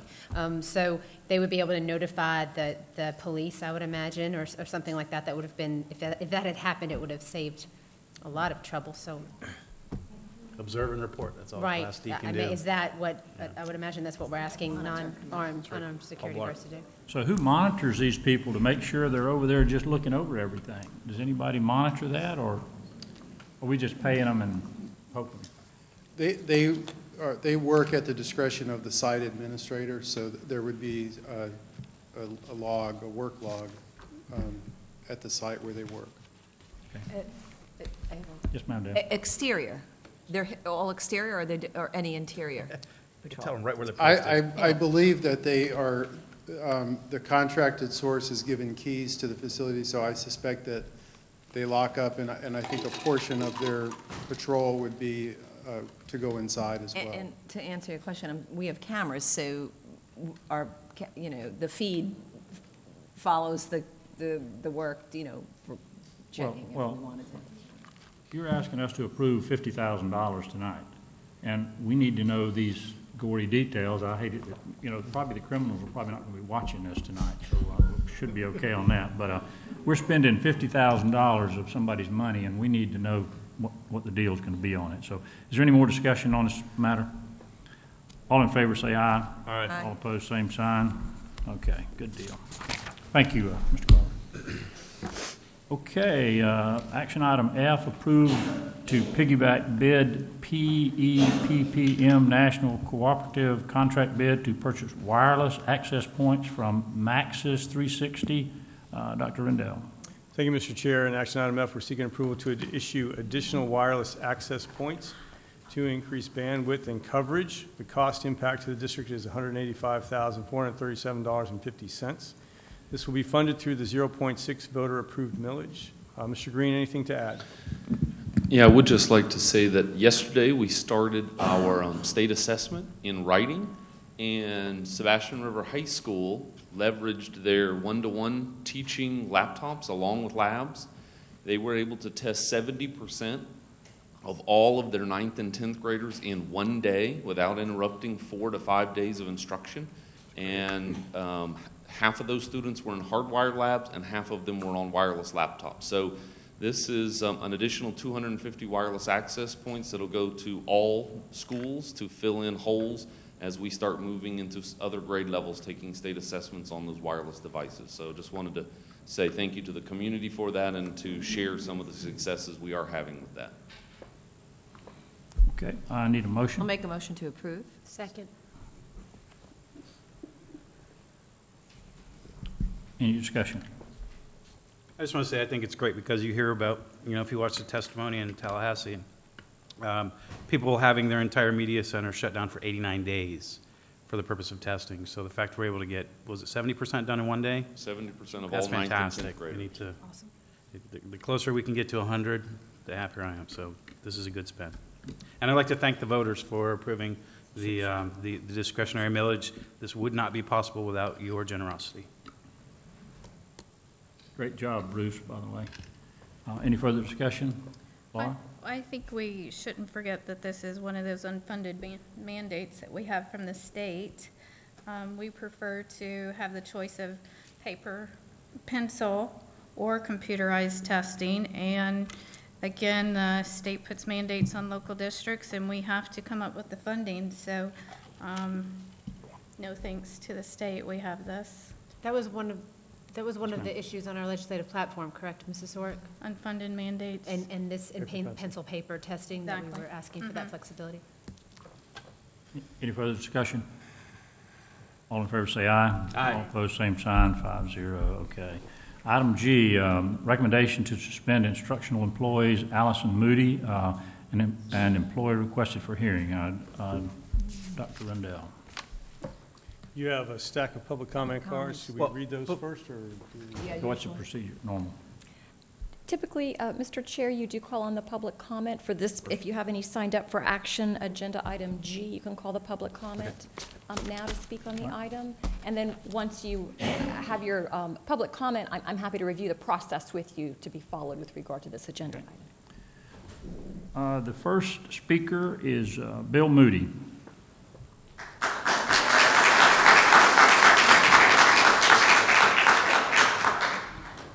This lovely lady that we're talking about tonight is my wife of 28 years. And she's a real good woman. But you're going to hear enough of that. You already have. You're going to hear more of that. I want to just offer a perspective. A couple weeks back, we had an opportunity. We were invited out to inspect the file because T.C. Palm had put in a public records request. So I accompanied Allison. We came out here and we studied the file. It took us about 5 minutes to put the puzzle together and figure out exactly how this whole thing happened, how it started, and then how it got worse, the progression, the lack of investigation. On October 31st, Christine Burr sent a matter-of-fact email to Certiport advising them that they had a second cheating option. I don't know about the first letter that went to them, but she sent that out as a matter of fact on October 31st. Allison wasn't interviewed until November the 5th. I've heard all of you talk about process. That's not due process. Michael Arnett and Christine Burr robbed you of due process, robbed the students of due process, and robbed Allison of due process. Why would you ever call Certiport and declare that you've cheated before you finish the investigation? That just doesn't make any sense to me. It's fundamentally wrong. And with that being said, I think it kind of taints the rest of the investigation. I just don't understand how in the world somebody could do that. It's either incompetence, insubordination, or something. Pick it. It's one of them. They robbed you of due process. So I think what you guys ought to do, you ought to just, I would like to see you guys vote to just exonerate this woman and then go after those two for insubordination and unprofessionalism. And that's all I got to say.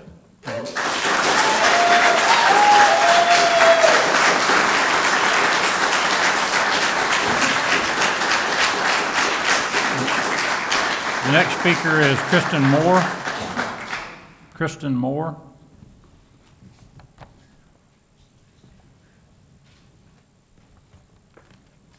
Two Kristens.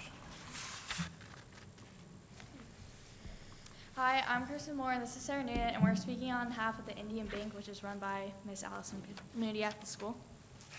I've had Miss Moody for 3 years now, and coming from the Flick, going to main campus, I was extremely nervous, and Miss Moody is one of my best friend's aunts, and she has always been very supportive, and she helps everyone, even if you're not her student. She's kind of like the central hub for our school. If you have any problems, she'll support you. She helped me in my process of deciding for school because I had a couple options, and I talked to her about it. She's always supported me. She's one of my most caring teachers. She always asks how our life is going, and any problems, she helps us and she supports us, and I'm here to support her. What was your name again, please, ma'am, for the record? Sarah Noonan. Sarah? Noonan. I'm in there, but we wanted to go together. I'm Kristen Moore, and Miss Moody is a mother figure at our school. She brings everyone together for school functions, for anything you need. She's there if you need someone to talk to, just for anything. She's not just for our future in high school, she looks at our future in college. She wants to help us for the real world, not also just school. We're in the bank, which is a student-run bank, and it's very, very important for running just the high school period. We buy our everyone buys their prom tickets, homecoming tickets, grad pass tickets, and that is all going on right now. And without Miss Moody there, it would not be running smoothly. It's just a really big deal at our school. So Miss Moody has been there for me time to time, personally, academically, and I'm here to return the favor for Miss Moody. Thank you. Thank you. Thank you.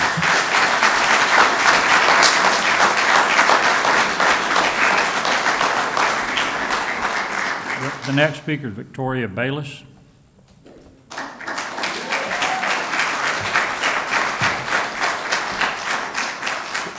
Could you kind of hold your applause? We know it's going to be good, but we need to kind of move along, and it's all going to be good. So if you would, I would appreciate it. Thank you. Ms. Bayless. My name is Victoria Bayless, and I teach at Vero Beach High School, and I've taught there for the past 16 years. And for the past 8 years, my classroom has been right across the hall from Miss Allison Moody.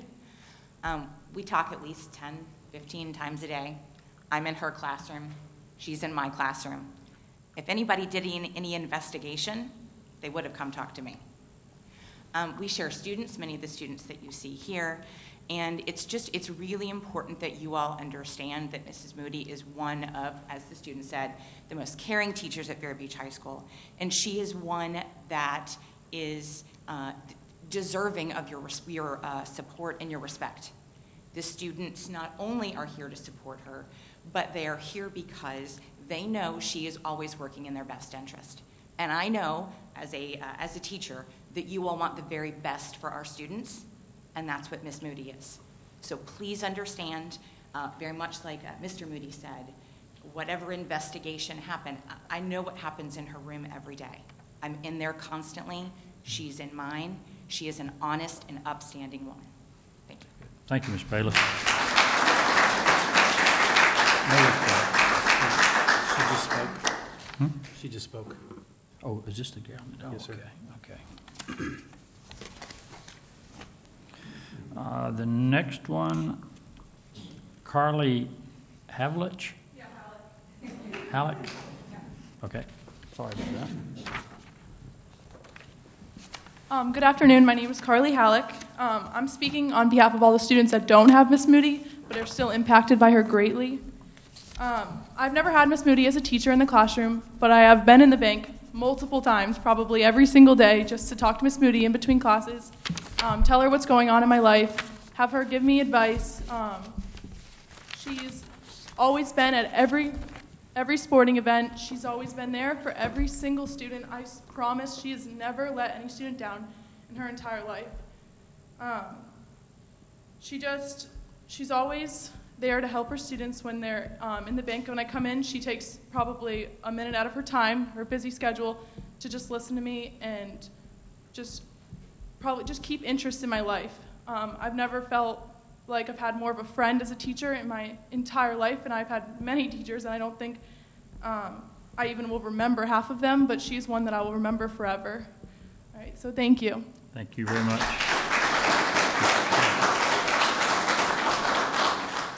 The next speaker is Diana Bordoli. It's Diana anyway. Hi,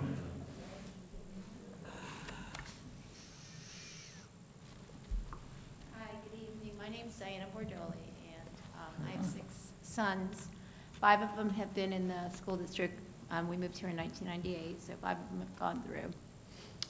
We know Allison Moody from many ways, from soccer and from lacrosse, and mostly from school. I can't say a lot. I mean, the people who spoke before and spoke about the due process and all, they nailed it. I can't add anything to that. All I can say is when I posted something on Facebook about Allison last week, my kids said to me, "Mom, you're a rock star on Facebook." We had over 500 responses, and most of the responses were, "Is Allison being awarded something at the school board meeting? Because Allison Moody deserves only awards." Yes. Only applause from everybody.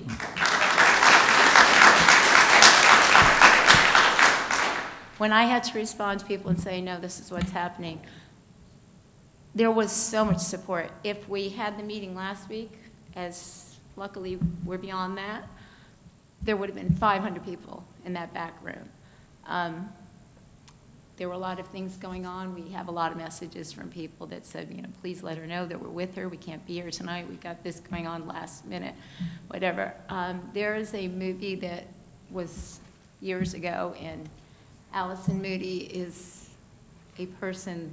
The movie was called To Sir with Love, and it was about a teacher who was always there for his students, and he brought his students through all kinds of problems.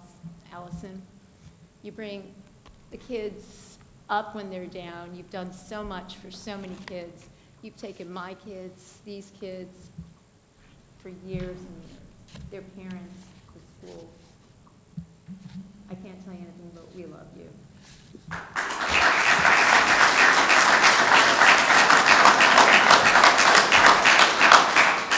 Thank you, Ms. Bordoli. Next speaker, Carrie Nino. I got that one.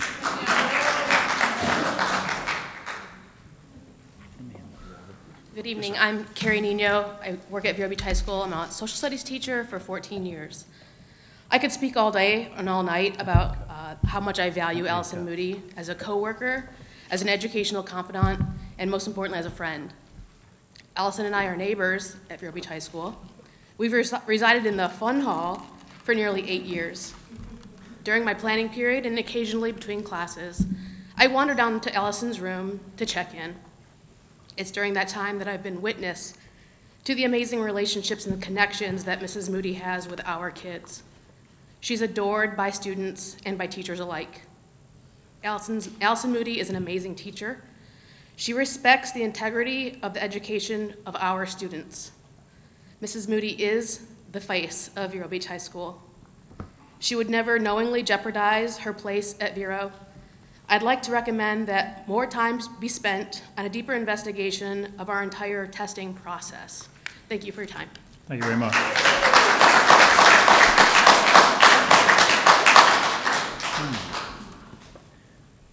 The next speaker is Jacob Hockmeyer.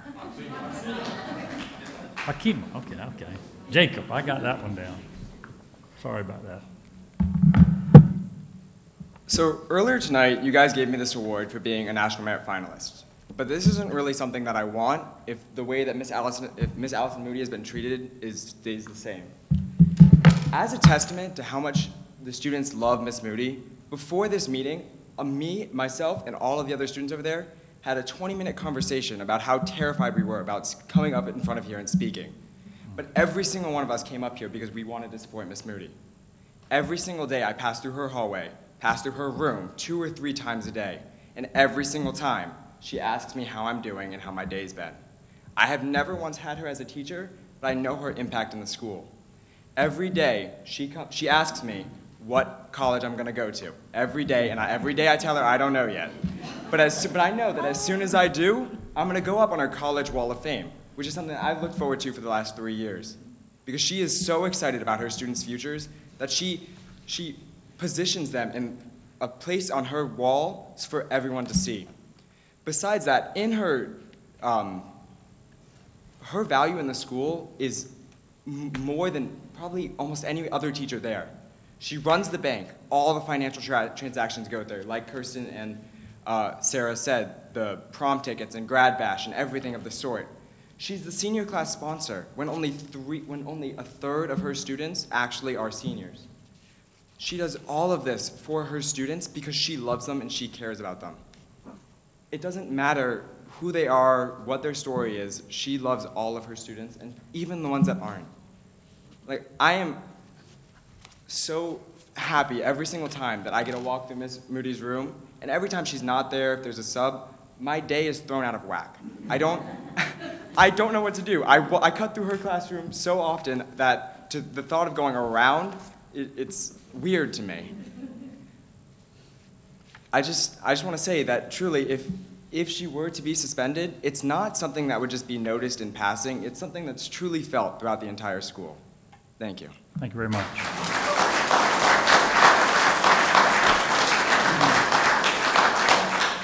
The next speaker is Ren Robb.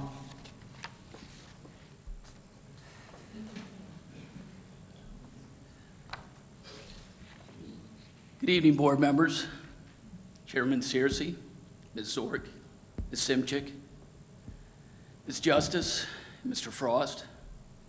Thank you for the opportunity to speak to you tonight. I'm really glad that I don't have to speak to Ms. Moody's character, how much she's loved, what a great teacher she is, and about her integrity, because so many other people have already done that. So I don't have to. Well, everybody except her husband, not surprisingly. Like so many did at the last meeting, I'd like to start by commending you all for your good judgment to send Joe Nathaniel's case for an independent review. I have a lot of questions. Why would the district, without all the facts and based upon hearsay, decide to terminate these two teachers? After further review, the district withdrew its termination request. Why do you review the facts after you propose termination? That means the district decided to terminate two good teachers without all the information to begin with. In other words, like so many of my students, some of whom are still here, they failed to do their homework. The questionable evidence that they used to justify termination is the same evidence they're using to save face with a 3-day suspension. And it's still wrong. There's no new information. The facts that fail to justify termination don't justify suspension. There weren't enough facts to begin with, and the facts presented were biased. What was the real intent of the district employee that accused these teachers of wrongdoing, and who put her up to it? These teachers have been using the same test preparation techniques for years, long before there was any bonus money involved. Have Allison and Ralph tried to hide anything? Nope. They were told that it was okay by their administrator. Was there ever a written testing protocol provided by the district or Certiport? No. If Certiport was so concerned about test security, why has the same test been used for 5 years? Why is the test accessible to teachers at the beginning of the year? Why is the test question bank available online? Why do teachers have proctor access? Why didn't Certiport provide training for test administrators? Teachers may take the test 3 times to pass. Haven't they seen all the questions by then? Less than 10% of them pass on the first try. Don't worry, I'm almost done. Okay. Not only have these questions not been answered, they haven't even been addressed. Why is the district suddenly engaged in a knee-jerk reaction to terminate teachers? They couldn't fit the facts to terminate Ralph and Allison, so they'll settle for a suspension instead. Why? Is it because after failing in their last three attempts to terminate a good teacher, they're attempting to salvage something? I don't know. at the expense of these two teachers who have already paid a heavy price and been vilified in the media. It's wrong. These questions demand answers. If you can't find it in your heart to outright refuse the district's attempt to suspend Allison Moody and Ralph Vaughn, please recommend their case for independent review so the facts can be known and so that they may be treated fairly. Thank you for your time.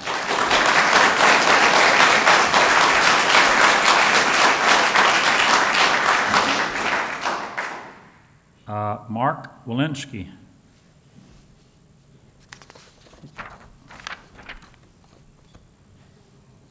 He's speaking twice, I guess.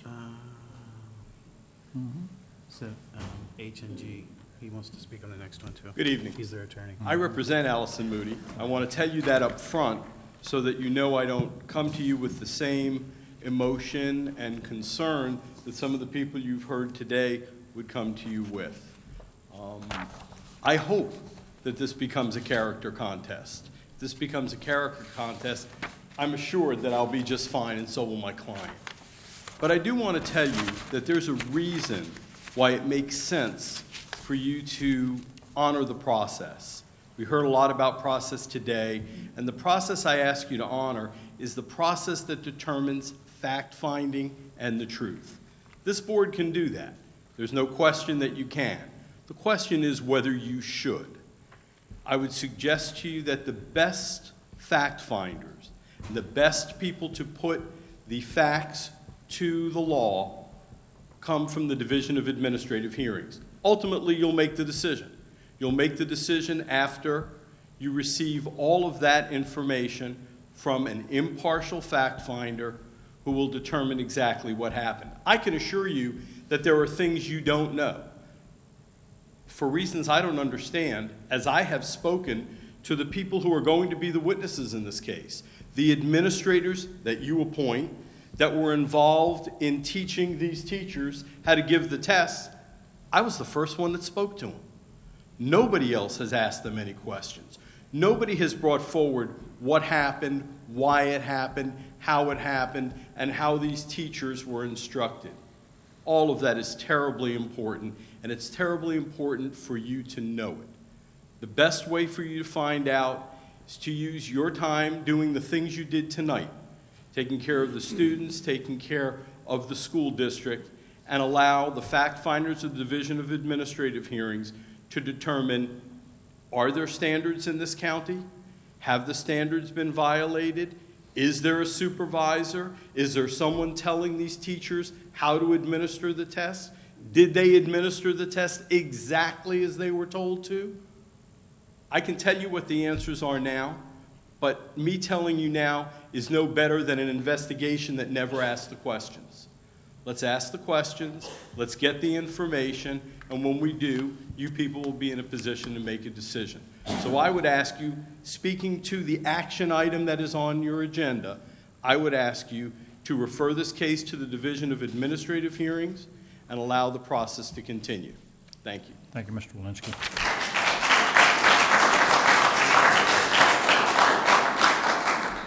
Mr. Boo McIntyre.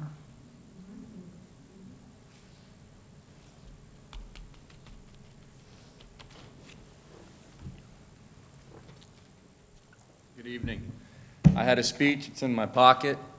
Everybody that spoke tonight pretty much had the same things to say that I have, and it comes down to integrity and character, and Allison Moody's all of that. Every student that's gone through your classrooms, including my kids, all had nothing but praise and love for her. She loves the kids, she loves her job, she loves the process. Give her the right opportunity to be judged fairly and not unjustly, and that's what's happened here, and the poor girl and her family has had to go through so much, and with the press involved, which only made that even more of a circus, was a travesty. But I would say to get the facts, make a sound decision, and you'll see that Allison is certainly clear of all charges that she is being brought up on, and she should be innocent and proven beyond a doubt. And myself, my family, and this community loves her and wants only the best for her. So Thank you. Thank you, Mr.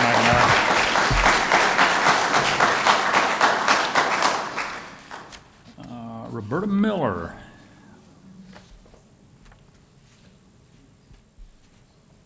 Mr. Chair, just to interrupt for a second, point of privilege, are we going to take a break at the 2-hour mark? Oh, yeah. After this, I only got two more. No, after this speaker we can, yes. Thank you, sir. Go ahead, Ms. I Miller. just need to ask, can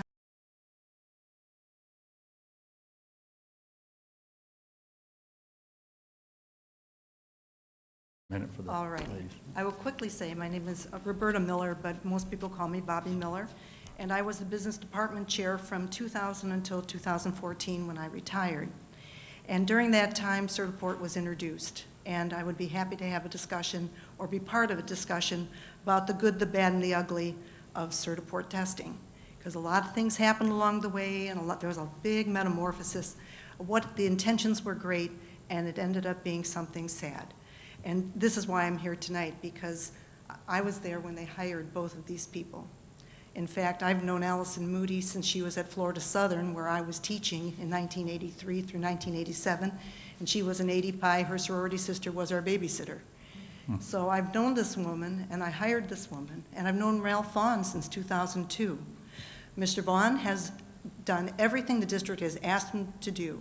Change courses, come to main campus, go back to the FLC, back and forth like a yo-yo during the day. He has given his students the very best he can possibly give them in a classroom that was not designed to teach by instruction. It was a forced situation for him. The students often had to work independently, as opposed to many of us that had fabulous labs with arena seating, so we could teach our students, they could see and work with us at the same time. So Mr. Vaughn is a big part of the FLC. He's a part of the spirit of this school community. I call them family. And Ralph and I have had some moments over the years. We've had opinions and we've had differences. But you can see the smile, and my heart breaks just to know that we all make mistakes. We all do things that might be questionable.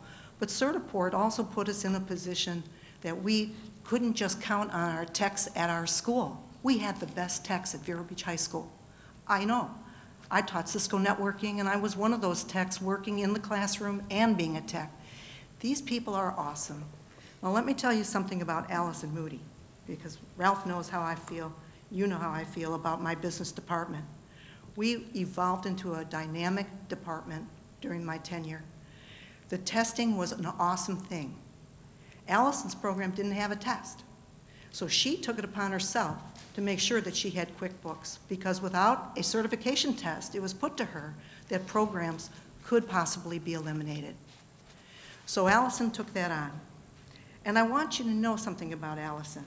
Did you know that this accounting teacher who runs the Indian Bank at Vero Beach High School has given up her lunch period every single day for over 10 years without compensation so the kids can get to the bank A lunch, B lunch? She does that voluntarily, and you see the popularity of Allison Moody in that bank. Did you know that she expanded the function and services of the bank to assist teachers, coaches, sponsors of groups across the campus? She's done that. I'll be quick, I know. Ha, ha, ha, for those of you who know me. Do you know when no one else would take on senior class in graduation and Jane Hudson begged me, she said, please, Bobby, I looked at Allison and said, only if you will do it with me. And she did, and we totally revamped graduation, and Dr. LaCava smiled. We got it down to an hour and a half. You need to wrap it up, Bobby. I'm wrapping it up. I'm Okay. wrapping it up. Did you know that she is the person, the teacher, the colleague who always has the warm smile, the big hello, and the hug when you need it? This is Allison Moody. This is Wonder Woman. This is my friend.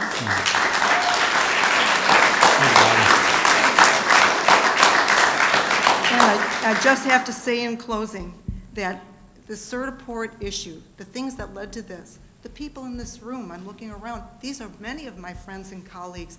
I love working with the people in here, and I believe you've enjoyed working with me. This is not about personalities, this is about what happened in procedure. So let's make it right, and let's take a look at our testing, and let's find out if we can make our testing valid for our students and reliable. Thank you very much. Thank you. We're going to take about a 5-minute break. So we'll be back at 6 minutes after 8. Thank you, sir.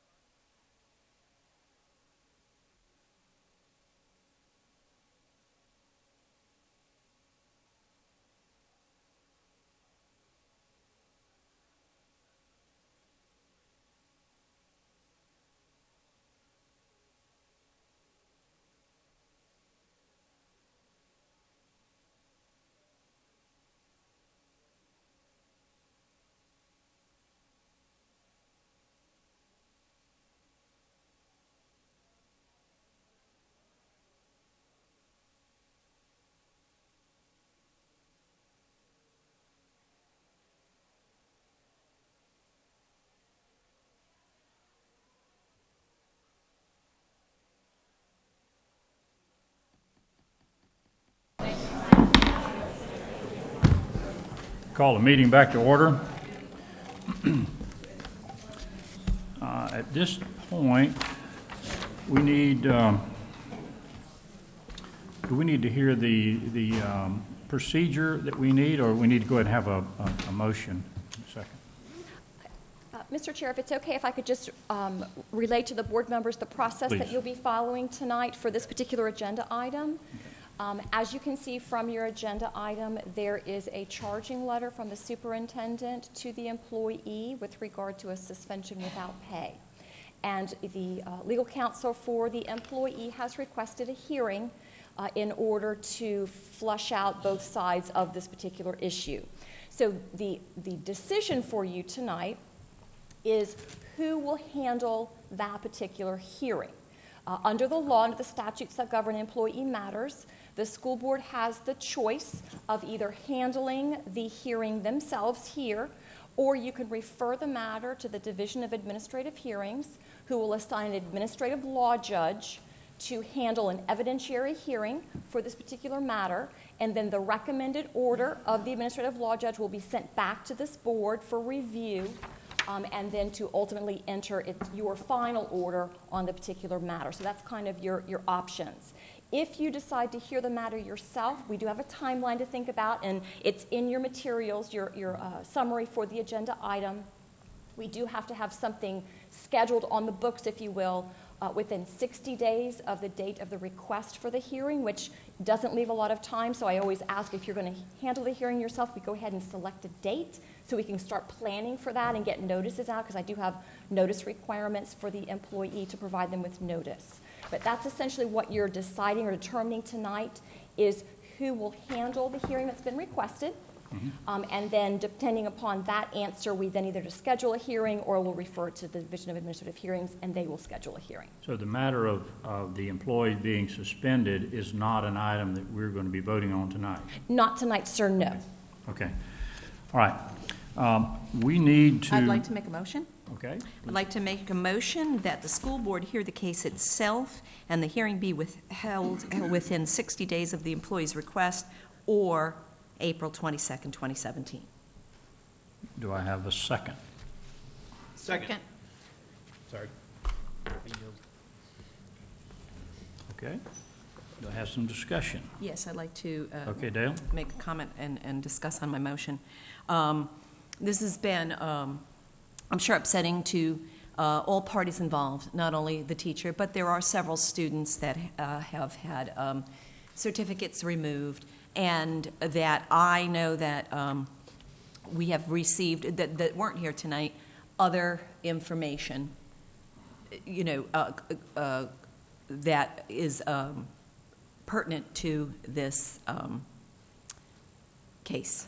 I think this case should be heard, but the reason I suggest that we hear it in-house is that this is not a recommendation by the superintendent, as we've had recently, for a termination. This is a recommendation for a discipline of a suspension, that with a Department of a DOA hearing comes long legal fees and stays, as we had with the, we had seen that it can draw out a very long period of time. I am one that is a firm believer that everybody has their right to, a day in court, so to speak, and then the most speedy trial, or speedy, since this is not a trial, it's a hearing, be brought forward. Somebody doesn't want this hanging over in their thing. My other reason is that, as I said, if we put this to the Department of Education for a suspension, not a termination, that every suspension of every teacher, we will find ourselves setting precedent to be hearing those suspensions at the cost to the taxpayer. You had said, Mr. Searcy, that we get paid an awful lot of money to make these decisions. In this particular case, as I said, it's not a recommendation for termination, it is for suspension. So in that case, that is why I have opted in my motion to hear it here. But now, just as a response to that, but the last one of these that we had, you were adamant to send it to Tallahassee.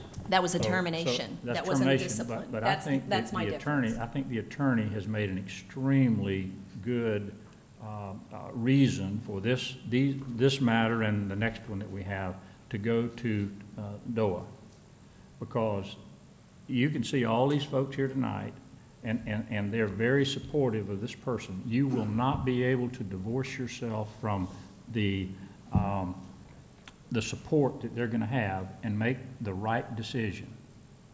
And if that's the case, we can make it tonight. I totally disagree, because we had at our last meeting a prominent member that was very passionate in the opposite during the speech. So, I mean, that's the job we get paid for. And as I said, we are, you know, I can't do that to the taxpayer. You know, I just cannot do that, because then it's going to be suspensions, every suspension on every teacher. And if you're saying that I don't have the ability, well, then we didn't have the ability to hear the one from Gifford. We didn't have the ability to do quasi-judicial. I mean, we've had things go out to a magistrate only for a suggestion and then come back and we have to make a decision. That's our job. And I am very comfortable, because this is not a termination, to be able to hear it. And I cannot do that to the taxpayer, because I assure you, Mr. Searcy, that union president will be at this podium demanding that for all of her teachers. And I guarantee that will happen, and that will cost, the last case cost $79,000. Do we want to charge the taxpayer $79,000 for this? I can't do it for a suspension. You know, I think that a termination is a different level. This is a disciplinary that goes, you know, as, whether it's this, and it's not this disciplinary. I want to make this generic. Me as a board member cannot send suspensions out at that cost to the taxpayer when we are paid, when, as I said, it's not for termination. We have to put on our fair hat, which I know I have that ability, so I made the motion. Okay. If someone else here says they don't have that ability, that's very good. I'm glad you have that ability. Okay. That's good. But our responsibility is to make sure that we make the very best decision for these people involved. And I'm not sure what your credentials are, but you're not a judge. I'm not a judge. And I think that when this last hearing that we had went to Tallahassee, we got some extremely good reviews on how bad we handled the case. And I really do think that we need to go to somebody that actually knows what to do. Not that you don't know what you're doing, and I don't mean to imply that, but we are not judges. We don't handle these things on a daily basis. And if the union president comes up and asks us to hear every one of these things in the future, maybe we should. Maybe we should send them all to Tallahassee. But we're not judges. We're not. So you think that every suspension in the school district of Indian River County should go out to DOA? That's speculation. Well, that's what you're saying, because you're setting a precedent. Well, if the precedent is that and we need to get the best judge to look at the case, then yes. Well, I can't do that. For you know, like I said, there's a precedent that I feel would be set. But you know, like I said, we work as a board. That's what we're up here for, Ms. Justice. With all due respect, sir, I have a lot of faith in my ability to be objective. Okay. Mm-hmm. Sean? Mrs. Short? A second. Removing the motion, when I requested to look at the file, I just want to know the facts. So I do feel like that I can hear this fairly because we've heard it from both sides. Mm-hmm. So when we go into this, I just want to know the facts. Well, the comeback I would have on that would be we've been presented with what is told us to be the facts. But these folks out here telling us it's not the facts. So how are we going to know if we have the facts? That's what a judge can do. My understanding will be that we will have the hearing here, and we will hear both sides of it, and we will make a judgment, which is part of the job that I was actually elected to do. That is something that this board does. Okay. Questions? Yeah. I actually have a question before I wait. It sounds like, you know, this is a done deal. But before we call the question, Mrs. D'Agresta, yes, sir. Help me. I mean, we mentioned 79,000, but that was clearly not the same order of magnitude, if you will, that these cases would be. What would your anticipated impact to the taxpayers be should we send this to DOA? The last case that was sent to DOA by this board, it was for a suspension without pay, and the total costs that were allocated to that particular case were $26,400. Now, that includes a lot of different things. That's just the large number. There would be attorney's fees involved in that. There would also be court reporter fees, because when you have a hearing, whether it's at DOA or here in front of this board, we need to have a court reporter present. And so that court reporter charges a fee as well as the transcript cost. Depending upon the length of the hearing, the transcript cost could be as much as $1,500 to $2,000, depending upon the length of the time that the court reporter takes to transcribe the case. So there are pieces of the case that will have to be expended no matter where the case is heard. If you want to look at what are the added costs simply from sending something to DOA. Right, what's the delta? It would be the fee charged by the administrative law judge. The Division of Administrative Hearings has a contract with every school board to handle evidentiary hearings, and their administrative law judges are then, they charge a fee for the time that they spend on a particular case. So depending upon the amount of time the administrative law judge spends in getting ready for the case, handling intermediate motions or whatever procedural aspects need to be handled, as well as handling the actual case, that's the additional costs, if you will, for a suspension or a termination case. It is the cost of the DOA administrative law judge. The attorney time may be a little more expensive. If the administrative law judge requires a lot more process or a lot of paperwork, it may be a little more attorney time involved than with a school board. But other than that, it's really the cost of the administrative law judge. How much time would the board need to dedicate to a hearing? A typical amount of time we would have to schedule for this? I know that typical is there's no such thing as typical. Yes, sir. But what I typically ask the board to do is to set aside one entire day where we start in the morning and go until we finish. And if we need to then go another day, then we would schedule additional time. But I typically ask the board to set aside one complete day to handle the matter. It may not take the whole day. We are aware of some things that don't take as long. It depends upon the number of witnesses and how quickly we can get through our business that day. But I typically ask one entire day to be set aside to start. Okay. Any more discussion? All in favor of the motion to hear the case here, say aye. Aye. All opposed, same sign. No. 4-1. Okay, that's taken care of. Excuse me, Then we go- Mr. Chairman, if the board could actually establish the date they want to hold this hearing, your deadline, if you will, is the April 22nd, 2017 date that's 60 days from the date the request for hearing was sent in. So if you could select a date, the statute says we have to have it within 60 days, and you can select that date. So that ASAP. What's your pleasure? Ms. Simchak would like to look at the calendar on my phone to see what the dates course. are. I don't have a Oh, I see the notes. Calendar. Do it after spring break. Yeah, your spring break, I think, is Before April 22nd? Right, it has to be before April 22nd. The employee is entitled to 14 days' notice of the hearing, so don't do it next week. Okay. Just a little discussion on this. discussion, And again, as much as I want, and I feel this because I've been in a position in my life where things, I mean, unfortunately these things happen, and you want it done speedily, but I know they have an attorney, and he'll need time, and our attorney will need time, whoever, they need to talk to and things like that. Since we have out to the 22nd, I just want to make sure we're giving ample time to both parties to prepare.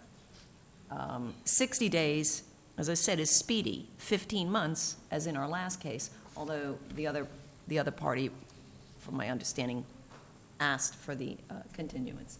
But either way, I think that this should be, in April than in March, because we want to give time for them. Question. Just a minute. Are you finished, Dale? Okay. If we set a date and there's an extension that's needed, it's my understanding that there can be an extension? Yes, either party can ask for an extension. They used to provide a reason why additional time is needed. Either witnesses aren't available to be deposed or aren't available on the date that you've selected, or there's a conflicting other court hearing that's happening at that same time. So yes, it is possible to request an extension of time, but the statute does require that you establish it within 60 days, and then we go from there. John. Thank you. Will there be discovery and depositions ahead of this, or will that all be done live on that day? It's really up to the lawyers representing the superintendent and the employee. They would be the ones, if they wanted to have depositions, to get that scheduled, if they wanted to exchange documents, to get that done. Yes? Prior. Okay. Well, I would hope that we would do as much work ahead of this as... That's what lawyers like to do. I'm sure they do, by the hour. All right. I'm just going to throw a date, April 3rd, Monday, April 3rd. That's too soon, I think.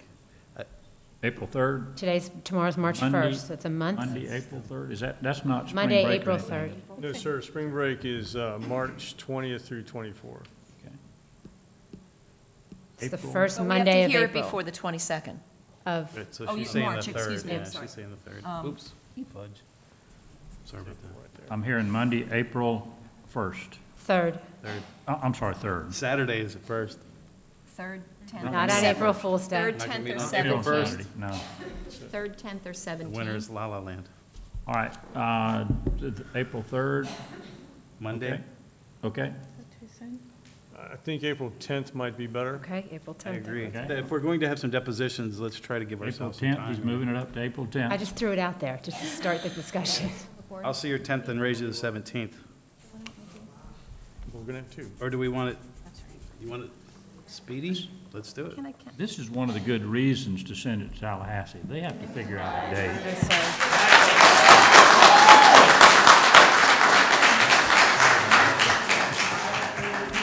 All right, the 10th, we're moving it to the 10th.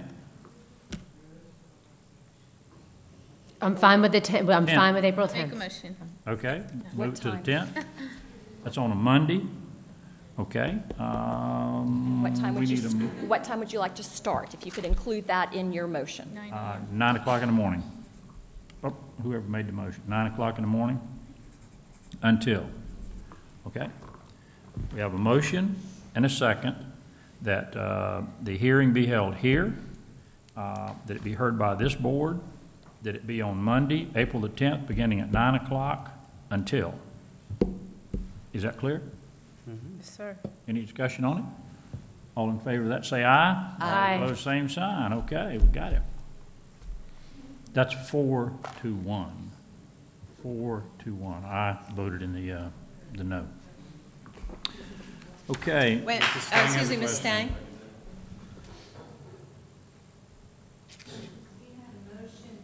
Hear it here, but the second, there was no motion and second on the date and time. You would have to. It was Mrs. We include Justice. that in the, No, there was, I thought it was Mrs. that Justice. was Mrs. Justice and Mrs. Ork, I thought. that's correct. Okay, I'm sorry. Okay.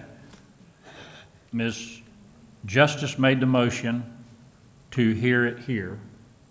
No, for the Or date. just for the time, just for the It's a time. To have the hearing date on April the 10th at 9 o'clock in the morning. It was seconded by Mrs. Ork. And we just voted on that, and that one's going to be 5-0. That's 5-0.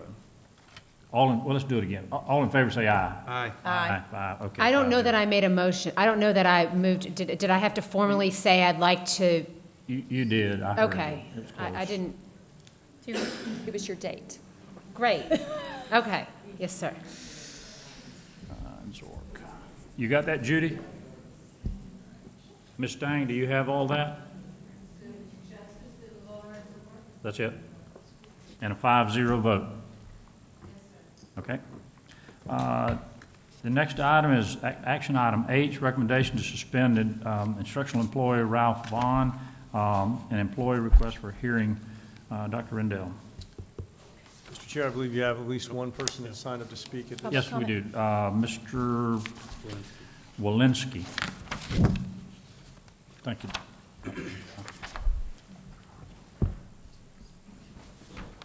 Good evening again. I also represent Mr. Vaughn. I'm not going to beat a dead horse, although I think that it might be useful. I do want to point out a couple of things to you as you make determinations as to what you're going to do. For reasons I don't understand, it wasn't pointed out to you that even if we request the documents that relate to your investigation and the documents that relate to the matter that you chose not to include in your investigation, you have 30 days before you have to provide document 1. After that 30 days, we can then read the documents and then figure out who we might have to depose. Then we're going to have to deal with Centraport. Then we're going to have to deal with all of the rest of the people that are involved. The idea, and I can only speak now, I guess, to Ralph Vaughn's case, the idea that Mr. Vaughn's case is going to be ready to be heard anytime near April 10th is a pipe dream. The suggestion, and I know you were very frustrated, that it took a long time for the last case that I was involved in to be handled. The reason it took a long time is because now this board is going to be handling motions, including evidentiary motions, and I'm sure you're all very bright. You don't have to be all that bright to do what lawyers do, but I'm sure you're going to do just fine. But now you're going to have to handle evidentiary motions, discovery disputes, document requests, requests for continuance, problems with witnesses, and all of the other things that go into cases getting heard. One thing I am sure of, although I disagree with your method, but one thing I accept at face value, I think you do intend to give due process to these folks, or to Mr. Vaughn. I'll speak to Mr. Vaughn because that's what I'm here to speak about. I do think you intend to give due process, respectfully. I don't think you have a good grasp of the entirety of what you are going to have to do on a day-to-day basis between now and when you set this to provide that due process, and to provide due process such that when you make a decision, whatever that decision is, that the decision will stick as it goes through the legal process. So while it seems to me like I'm beating this dead horse, I would suggest to you that just based on the things that I have told you that perhaps haven't been thought of before, as you're thinking of Mr. Vaughn, and as you're also thinking that the lawyers, the witnesses, and the people, because these are two separate cases, are going to have to be involved in one case while they're also preparing the other case at this breakneck speed that you all are talking about, I would ask you to consider that due process for Mr. Vaughn is going to be had best by this matter being heard by people who are experienced with all the things I have mentioned to you. That whether or not you're capable of doing them doesn't really matter, but you're going to be doing them for the first time. Perhaps someone that's done them a few times before might be able to do it a little better. So I would ask you to, at least as to Mr. Vaughn, make the determination that this matter should go to the division. That'll give you a real good opportunity to determine exactly what is the cost differential in a case going to the division and the case staying here. You'll find that the cost, I think, to this board, to this community, and these people is going to be a savings by sending it to DOA. Thank you. Okay, thank you, Mr. Walensky.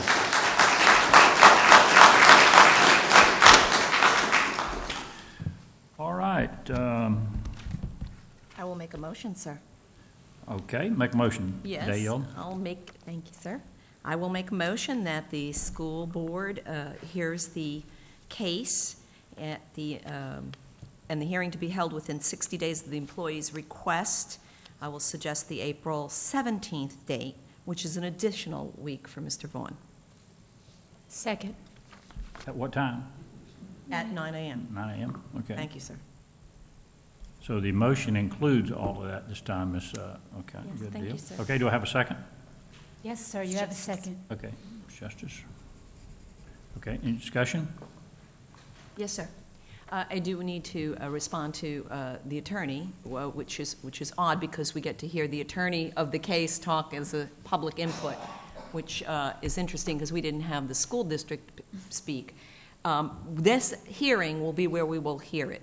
And I do have the ability, and I can't speak for everyone, but if they don't, they will learn, and they will certainly get through the process as I have in the past. Quasi-judicial, I've heard contract negotiations, and that is what we get paid to do. That's what we do to represent.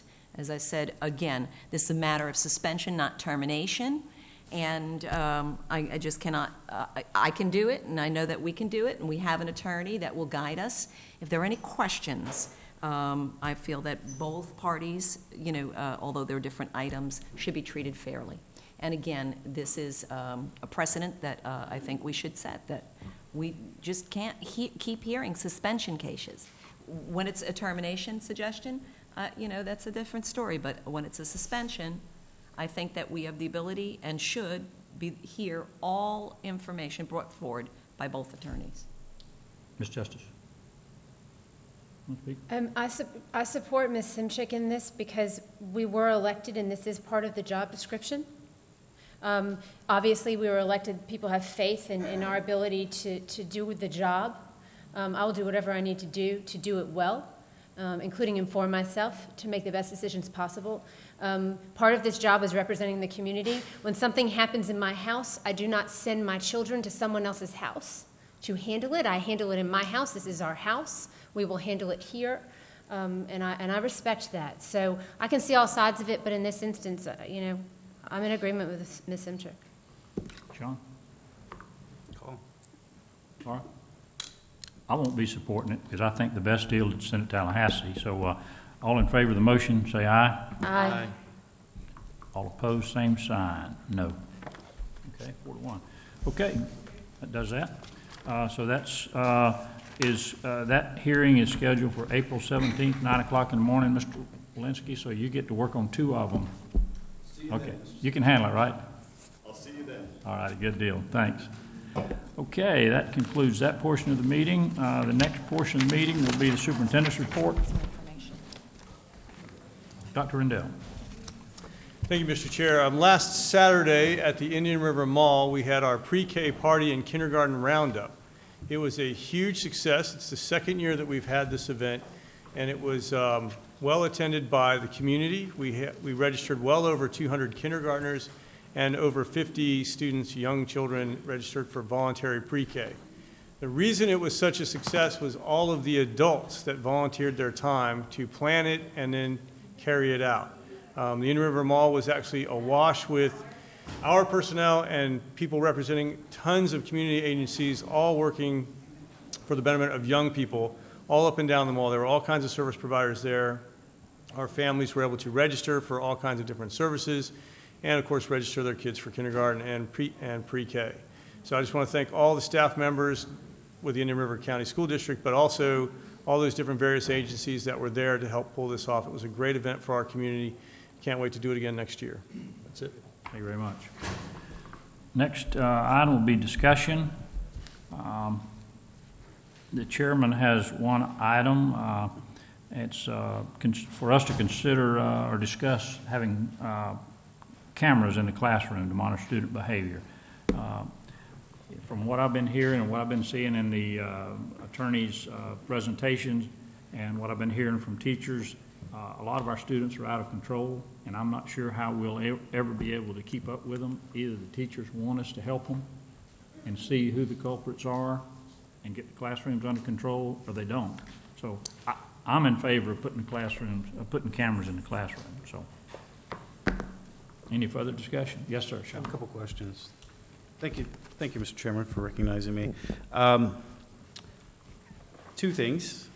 First of all, I understand that Fourth Amendment rights are believed to be suspended on campus for reasons of safety or whatever, so that is probably handled. However, our collective bargaining agreement is, I know that when police look at body cams and dash cams and things like that, there's always a management labor issue to sort out.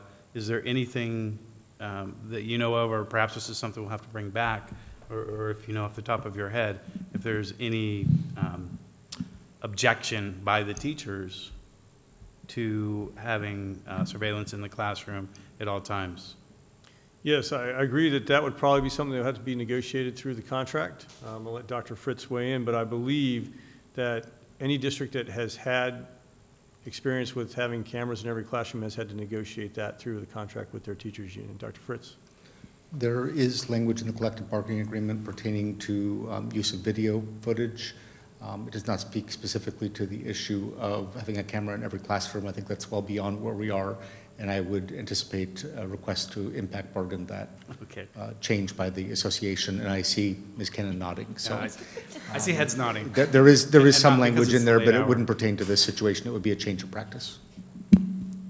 Mr. Chair. Well, my question would be, how else are we going to support our teachers? That's what they ask for every time we see them. Support us, get these bad people out of our class, and they won't tell us. They send them to the office sends them back. How else are we going to find out? We have cameras in all the buses, or supposedly. I don't understand why we wouldn't want to have this, and even if we had to negotiate it with Miss, what's her name there, the union president. We could give direction. Oh, I'm sorry. No, Yes, go ma'am. ahead. We could give direction during Wait, negotiations for that thing. wait. She had the floor. So I saw you put this on for discussion, so I did a little research. We have 992 classrooms in this district. Based on what the cameras cost, which it was around $1,000, $1,100 a camera. We're looking at like $1 million just for cameras. And that's not like network or, labor and installation. It's just a very costly thing. So I just want to be mindful of the taxpayer dollars. And I just wanted to mention it was a lot of money. Well, all of our classrooms are not in disarray. Mm-hmm. And the cameras that I have been told about are very portable, and they will hook right into our computer system. That's what I understand. I don't know that for a fact, but we're in a discussion mode right now, so.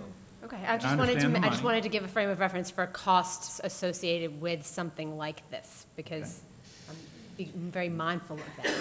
Now, Dale. Yeah, everything's a cost, and you can make the problem better if you can just if you had the money to shake at it, whether it's more teachers or whatever. But I do want to say, prior to the new board, and I think it was the three of us. The old?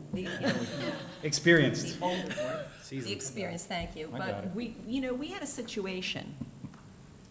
I'm not of the. I just don't think we should put teachers in positions for physical altercations. Don't think so. Don't think they should be involved at all. That is the reason when you have school resource officers, and you have radios, and you have phones to say get a school. And we only had one at each high school until I fought for a second school resource. Because even in a crowd, let's say you have 1,800 in one school and 2,200 kids in another school, an officer deserves a backup. Okay? They deserve a second person.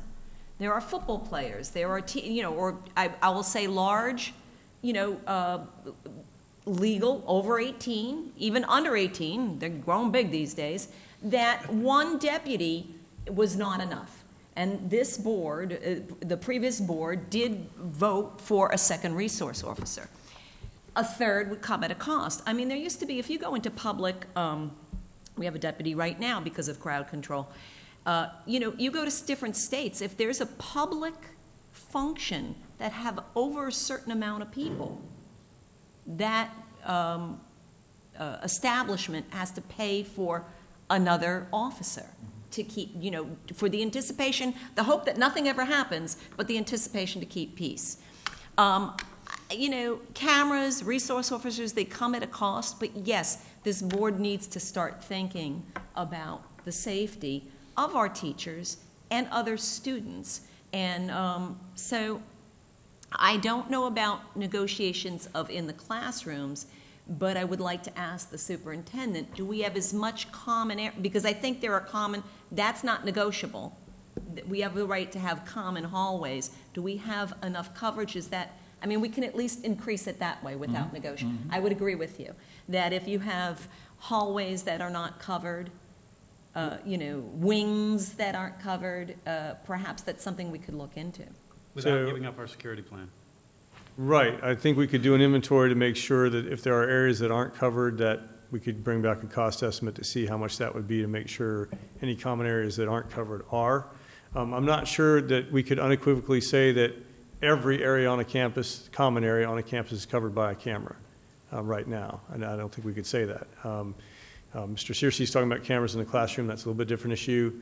We can review our security plan to see in the common areas where we're at to see if there's any areas that we need to upgrade or anything like that. It's something we do on a regular basis. Cameras in the classroom, though, is different. Well, and I just think that it was a great icebreaker that he had because it's really, and forgive me if I'm wrong, you're driving security.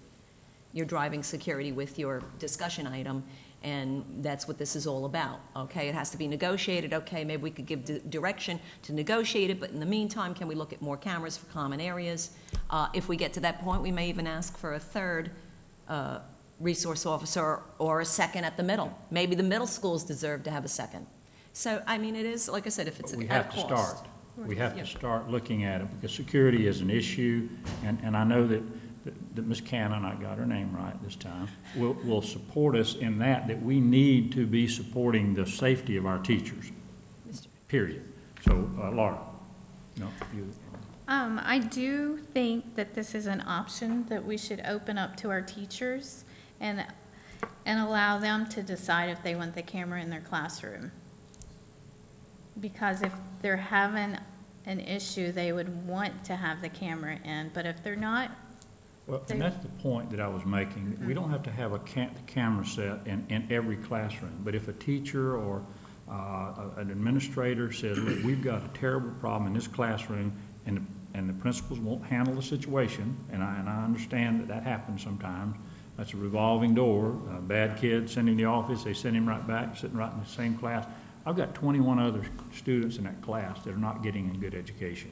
And that's the piece that I want to stop. But we can move the cameras around, and I know that part of the criticism we're going to hear is, well, you're trying to sneak up on the teachers and find out if they're doing their job. That's not the deal. That's not, and it could be construed to be follow up on the teachers. That's not what I'm interested in. I'm interested in finding out who those bad folks are, and they are bad folks, and putting them in a place where they can get educated. Ms. Justice. No, Ms. Justice, you had it. You're up first. Had your hand up for a while.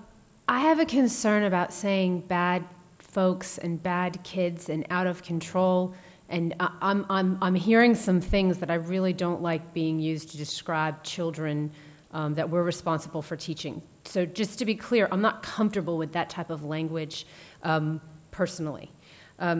Second to that point, sir, we're talking about spending $1 million on technology and more than for infrastructure, perhaps rather than doing it in that way, spending the money in that way. When we go into budget talks, we could look at supporting some of the positive behavior support, some of the behavioral support specialists that we have at our campuses, increasing that, working to help our elementary schools in some of the social and emotional work they're doing at the schools to build stronger, more valued students so that we are really, taking care of the entire student. Sometimes students come to school, I don't know if you've ever heard this, but sometimes that acting out is really a cry for help, right? There's something going on. So rather than put a camera in there and then I don't know where you're going to send them, but, Well, you find out who they are, though. Okay, but I'm pretty sure that the teachers have a good idea of which students are struggling and might need support. So maybe we could utilize some of that money that we would spend on something like this to create a better structure to support our students.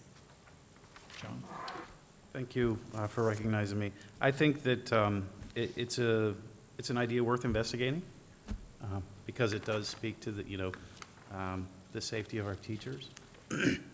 I also recognize that the challenges in the negotiation process are going to be that we just had two folks here where if there were a camera in the room, it might be a 10-minute hearing. Yep.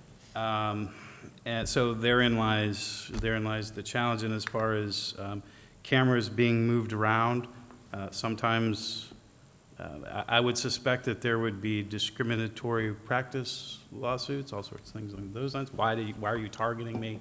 And sometimes kids are, there are discipline problems because there's poor classroom management.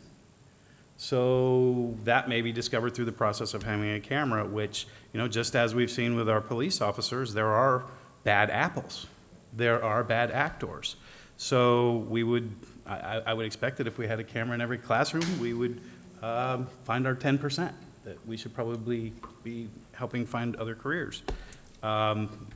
So I think it's a great idea. I'm all for safety and security, but I do recognize the fiscal piece, I recognize the policy piece, and I also recognize the legal challenges that, this, maybe in your third term, by the very, very end, we might be looking at cameras in classrooms. But this will be a long process. But it's a good discussion. I appreciate the chairman bringing it up. Any more discussion on it? I don't see any nods, so yes. How would you like to move forward on this? I think we need to look at the situation, check the cost out, see how Ms. Cannon would accept it, find out how easy it is to install and move around, and probably Bruce might be able to tell us all that, and to find out if we can indeed hook it right into our main computer, which I've been told we could. It just seems that we need to do something, and I know Ms. Justice doesn't like me to talk about bad kids. I don't know what you want to call them, but did you read all the language in that last lawsuit we had? I don't like for folks to use that kind of language, and obviously I don't like it's the happening. behavior, sir. I don't agree with the behavior, but to call a student a bad kid, I have a hard time with that. Again, I said last board meeting on Thursday, I will say again, I don't believe that our teachers are walking into classrooms thinking that there are children that they can't reach. Okay. I have more faith in them than that. I'm sorry. Okay.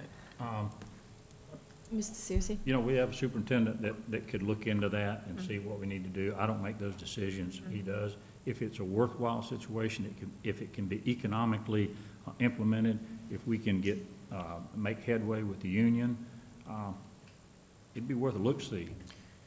Mr. Chair, I think I've gotten enough direction from the board to at least explore the possibility of this. So we'll work with Dr. Fritz and Mrs. Cannon and Bruce to come up with some information to share with you at another meeting. That's good. Okay. Without compromising our security plan. Yeah, we don't want to, Understood. We did that a while ago on something. I forgot what that was. Okay, good deal. Moving on to a committee recommendation to the board, Ms. Simchek. Thank you. We had a workshop today, and a couple of things have come up in the recent past that I just feel that I'm glad that we have a discussion opportunity, and there is no right or wrong to this. I remember today, I think it was Ms. Berg who said in her committee for the social studies, no, we stayed back. We didn't give any input. So we have so many committees. I don't think the public knows that when we do the night.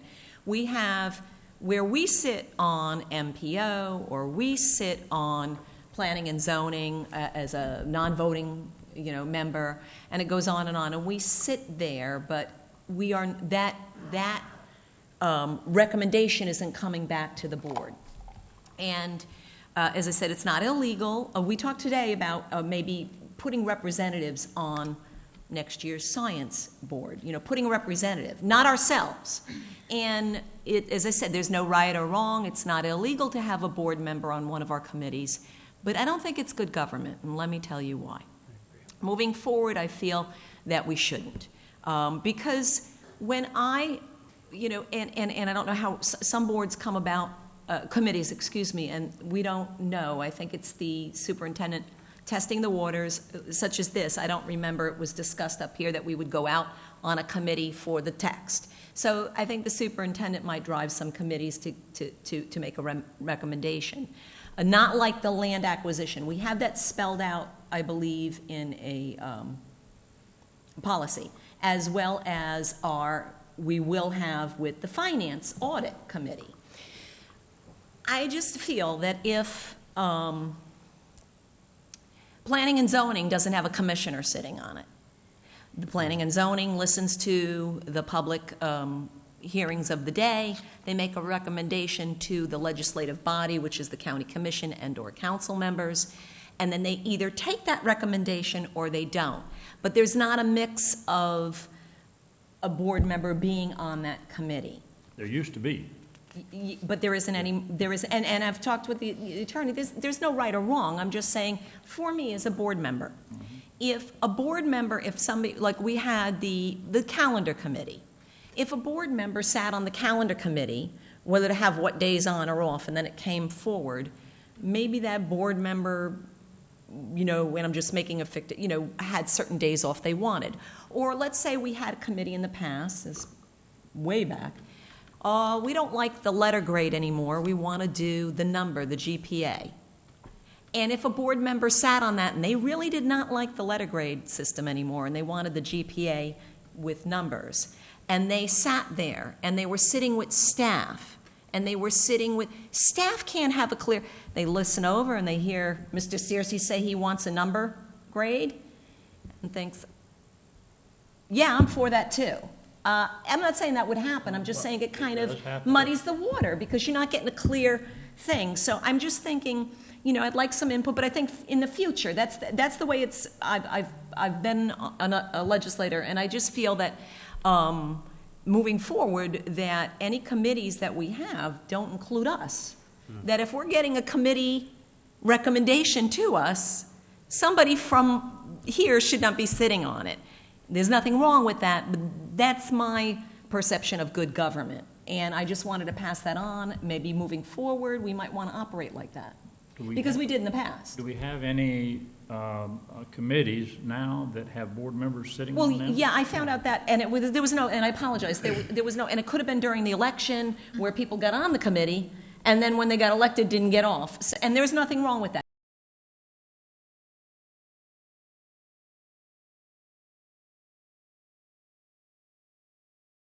Advertised and legal, and it's legal. It was just, I was shocked, and it just was maybe straddling prior election to election and just worked out that way. But I'm just saying, moving forward, that's kind of my opinion of how it, you know, nothing was wrong at all, and you know, it's just that I'm used to that other way. And like I said, if I'm going to take a recommendation, you know, I agree with that. how does everybody feel? I just brought it up. Thank you. Okay, now Sean. Thank you. And initially, I started out on the African American Achievement Plan Committee, and because it's something that really interests me, I wanted to be part of it. And I kind of found myself in some of those conversations as having more than one vote and kind of being an influencer because of, you never take off the hat, really. You never, it's like Superintendent Rendell when he goes to schools, he always carries that mantle with him, and there's always that, our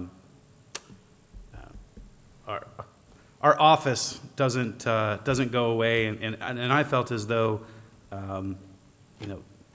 I was having undue influence, so I pulled back and I wait for the community to bring it forward, and then as a board member, we get to weigh in. So, and I also sit on some of those advisory committees, and being a non-voting member, when you're used to having a vote, is frustrating. But that's neither here nor there. I think I agree with your assessment that good government is you have your advisory committees, and those on the voting committees probably shouldn't be engaged with the advisory committees. As a way of being, that's what I am choosing to do. So I agree with that. Sean? I think I sit on 3 or 4 committees, and the reason I sit on these committees, I feel it's my job as a school board member to be more informed, but I don't have a problem not actually being a member on the committee, but as a school board member, I still will attend these meetings, and I still want them publicly noticed and make sure that we do everything so that if there's more than one of us who attend the meetings, that there's nothing misconstrued. So I try to go to as many committee meetings as I can.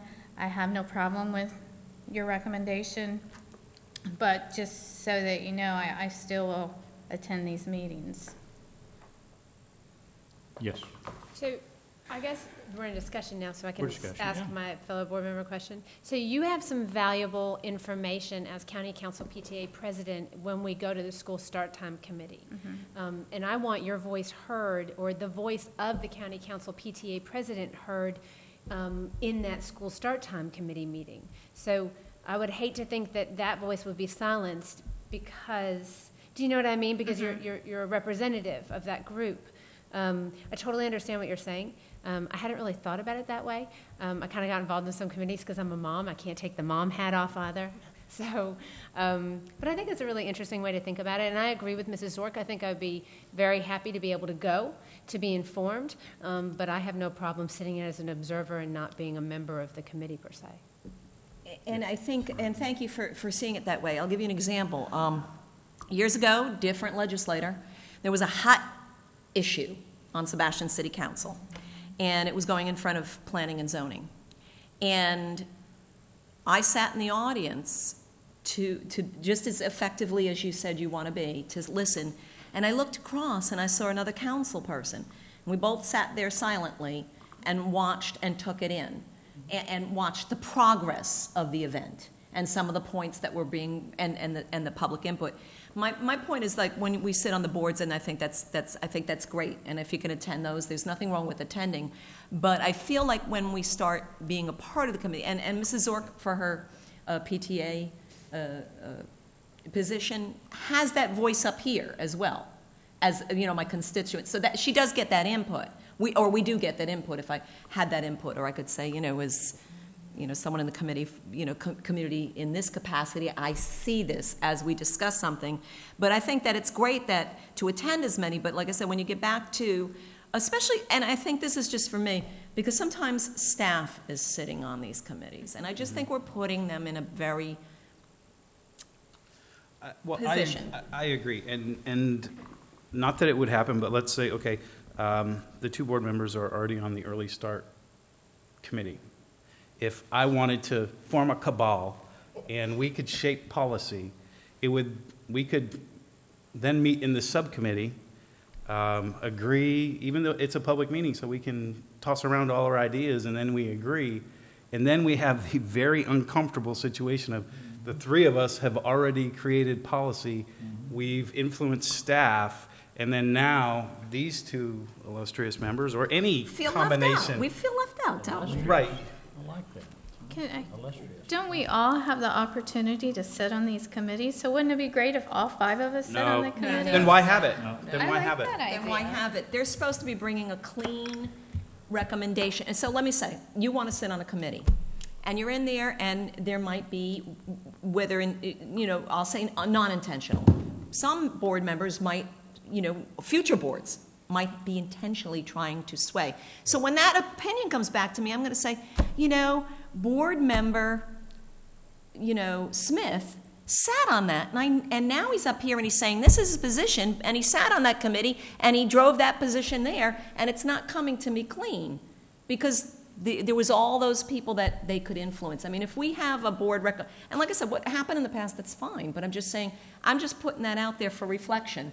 No decisions have to be made tonight. I'm just putting that out for, you know, discussion. And that was just my thing, because that's the way I feel. I feel that maybe that's the way staff might feel, or even a teacher, or, you know, someone from the public who has the opposite position and says, wait a minute, you know, there's a board member sitting there, and they're going to make the, and you know, I don't know.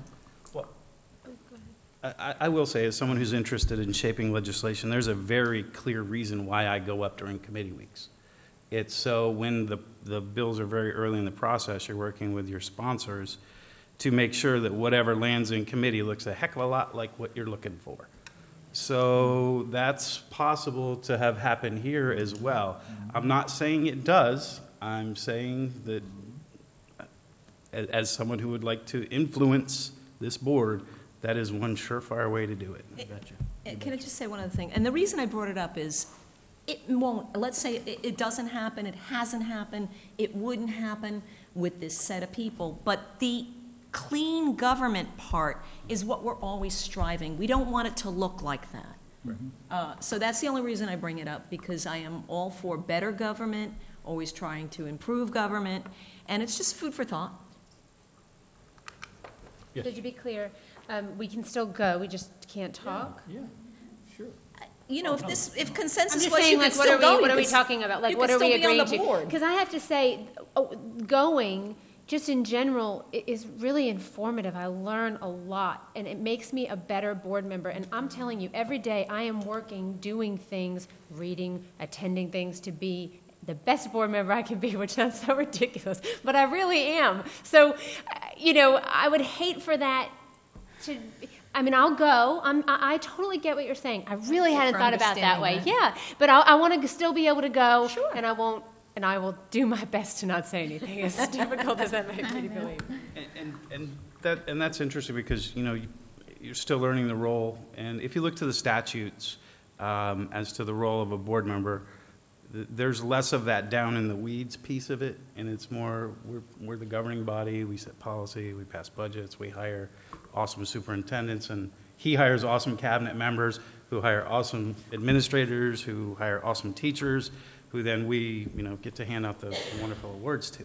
So our role as school board members is But we, up here. Mr. Chair. No, go ahead. I'm sorry. I didn't mean to interrupt. I thought you were done. No, and then when the policy, when staff and the community members have had an opportunity to craft a policy that works, then it comes to us. So that's what committees are for. Correct. That's why we utilize all the brain power out there to make recommendations to us. Then when it comes to us, we decide whether that brain power was really working. We aren't the brains. Otherwise, we'd sit on the finance committee or the land use committee. Right. No, I just think it's our job to be the most informed, just like I did not attend the textbook review committee. And, the recommendation is very small, and I just felt like I didn't have all the information that I really would have liked to had. But had I attended those meetings, I probably would have been able to flush out some of my own research into this. So I do think it's our job as school board members to attend these meetings and be the most informed that we should be. And that's not getting into the weeds, that's just having knowledge. To be able to form policy and adjust and change policy. So I could not imagine not attending these meetings because I learned so much before it even gets here. How do you want to move on this? I have something else to say. Oh, I'm sorry. So one of the things that I really have found kind of looming and daunting is we're about to go talk about the budget. And Mrs. Jimenez used to have something that she used to put on a lot of stuff that said the budget's more than just a collection of numbers. It's your vision for. So I really feel a huge sense of responsibility in kind of thinking about how we spend those taxpayer dollars, making sure that they're really serving students and teachers in our classrooms and doing what it's supposed to do. So I'm in total agreement with Mrs. Sork. I think it's very important to be as informed as possible. It is not my job to micromanage anyone and to run a school district. That is not my job. I'm aware of that. But it is my job to kind of know what's important. That's part of why I visit so many schools and attend these committees and do all of those things. Very good. Anybody else have any more? I have a question while we're on the topic. The audit committee, several committee members have asked me when we intend to stand that up. When can we plan on having people to nominate and vote on those? I've got my name lined up. I do too. I'm waiting on the application, but. Have you got yours? No, I'm still reviewing them. You got yours? I have someone in mind, You got but yours? I'm waiting for the role. That's Waiting my for vote, what? Okay, yeah. thank you. Yeah. Waiting for what? The date, The he's date, like, right. what's the role date? When are we looking to? Stand it up. Applications in by March, the Let's get second them in meeting in by, March? March, I don't have my calendar, March the 15th. That's the next meeting. We have a March board meeting 15th. on the 14th. March We have a board meeting 14th. on the 14th. We'll all hand them in March 14th at the board meeting. For ratification the following business meeting. Or to have them. This is the, Oh, did you say that this is the The audit audit committee. committee? Audit committee. Yes, yes. Yes, your board policy requires for it Make the to be. recommendation, and then the following meeting, we can approve them. So Very good. that's the first meeting in Making progress here. March, right? Hey, got a circle on a calendar. Okay. That was easy, I think. 2 weeks from tonight, sir. I actually. Audit committee, okay. And Ms. Stang will send us an email on that to to refresh our memory on that. And I had one question. We still had the Land Use Committee. We only have 2 or 3 people on that now, right? I'm still looking for my nominee. We have 3 on it now? Okay, if we could have the other, whoever doesn't have your person on there, if we could have that on the same night, the Land Use Committee members, because the ones for Dale and Sean and me are all already there. No, I still have mine. Yeah, he You had one I last year. have someone Mine that quit. has. Oh, you quit? Yeah, so I have to go on Craigslist and find something. Okay, you're going to get a new one? You're going to get a new one? Yes, sir. Have That is those my for, intention. Mine's Wesley Davis. Unfortunately, it's not a, Okay. it's a we'll volunteer position. Have our recommendation for the Land Use Committee at the same time. Is that fair? Mine's already voted. Okay, you're good. Okay, all right, good. We've got it Because you done. poached him from my district. Okay, that'll be done on the 14th. I gave you 2 years. Those, I know. Ms. Stang. Okay. All right, Laura, anything you want to talk about? Well, I did spend some time in Tallahassee since our last board meeting. There were 2 bills that were sent to me yesterday by Senator Mayfield's legislative aide, and she's seeking our opinions on these bills, and I will send those to Ms. Stang to forward out to you.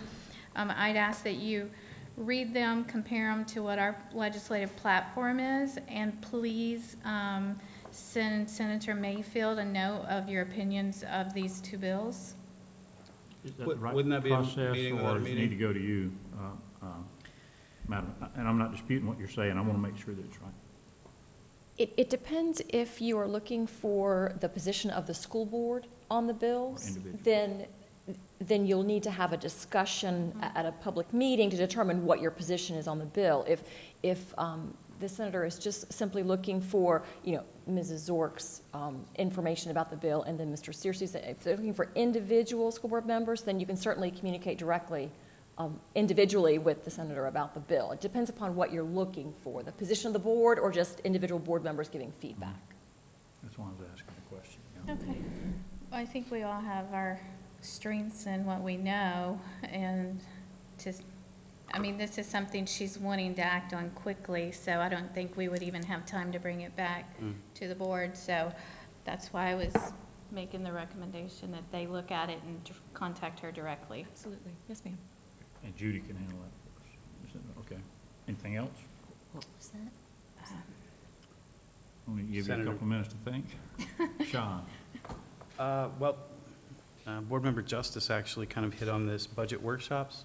I'm wondering, I know that we usually have a schedule, and I know that there's a legal requirement for trim notices and things like that, but I feel as though we should be maybe having some of those afternoon discussions around the budget coming up fairly soon. Is there already? Workshop. There's a calendar that we created yesterday, I believe, in Cabinet that we can send to you. The first workshop will be March 28th. Tap on my phone. No, sir. No. Okay, great. So, okay, and then that will have all the iterations and the dates and things like that. Yes, So sir. that we'll know through the summer what we're looking at. And then when session is over in August, we'll be able Know how to divide it up. How much you got to divide up. Yeah. Make that. Okay, that was it. Thank you very much. Dale? That's outstanding news. Thank you. I did want to just comment. There was a speaker, a teacher who had resigned earlier tonight, Ms. Julian. And I do have to agree with her on one thing, that not only teachers, but police officers and deputies need support. This is a world where it has changed, and you only have to look to what's going on in the world to see that the world has changed. And that, to me, teachers, firefighters, and emergency services workers, they are the last of our heroes. And they're not treated like heroes. And it starts from, the homes, and I see it, and not everybody is growing up in an environment that commands respect where it should be, especially in those positions. So yes, it's a new age. Yes, it is a new age for teachers. It's a new age for police officers. I don't think these people across the board get paid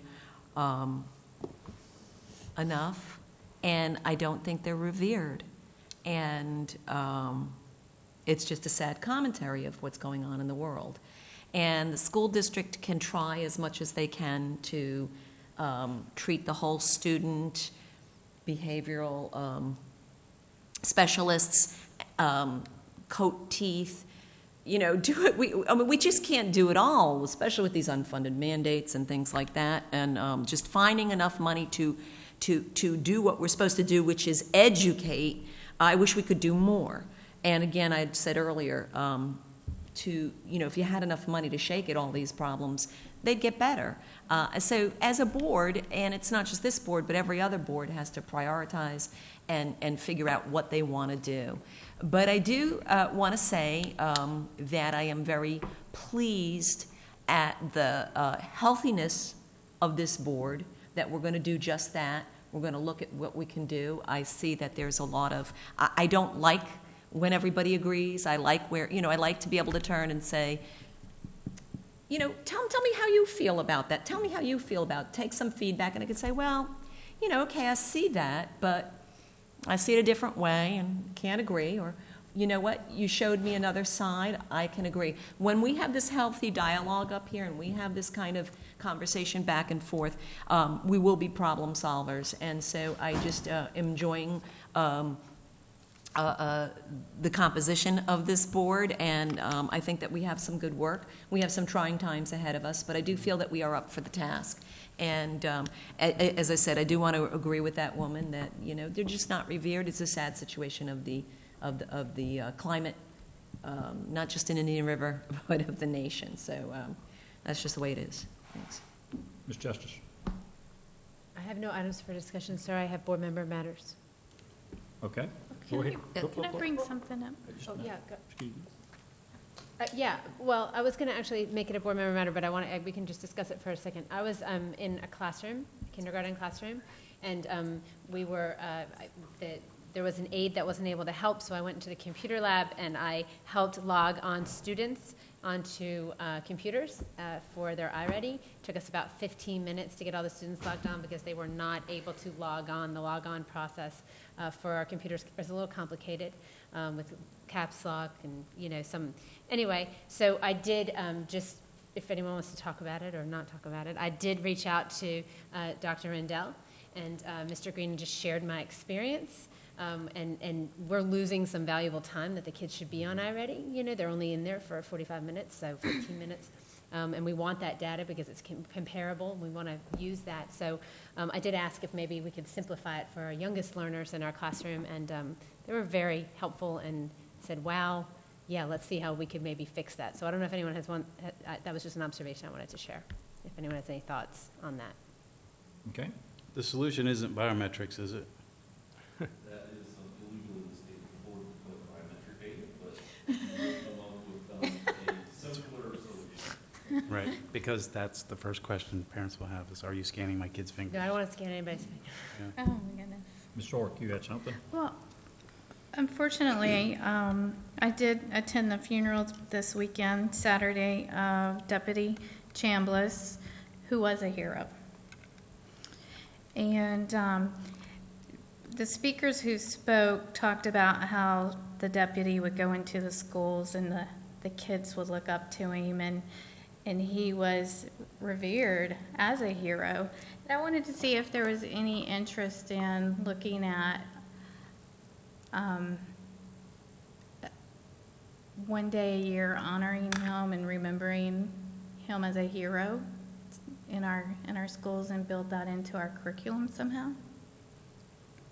So I didn't know if there's any thought to that. Like a proclamation, or? I don't know how. I would leave that Several to options. Ms. We could do that next year. As we approach the anniversary of his death, we could read a proclamation, have read into the record. We could ask the schools to do something to honor him on that day or something like that. We could easily do that. Could we expand that to maybe encompass, like, I'm sure there are other great, Indian River County residents that have passed away in circumstances and that were, of great, honorable service to this county. Could we maybe make it more of like a broader, like, to help our students recognize that, we have real-life heroes? There's a Heroes Week, Is and it? I believe it's in September. See, that's somehow that we could then we could- incorporate, perhaps. There was Have a a week reading earlier of- this year, and I think you're right, I think it was in September, that was to honor first responders and that kind of thing is declared by the governor. So we could just try to be more conscious maybe when we approach that week next time to maybe list, Indian River County residents that have lost their life in the line of duty and maybe do something more meaningful during that time. Good suggestion. He's got that handled. Good See, that's suggestion, how we Mark. work together. Any other school board member matters that we need to? Member matters, I have a couple. I have member but matters, believe but not discussion, sir. No more discussion. Are we on member matters We're on now? member matters now. All right, well, okay, I'll go first. You're on, Sean. All right. I just wanted to congratulate the students at St. Peter's Academy. Their final grade came back and it was an A.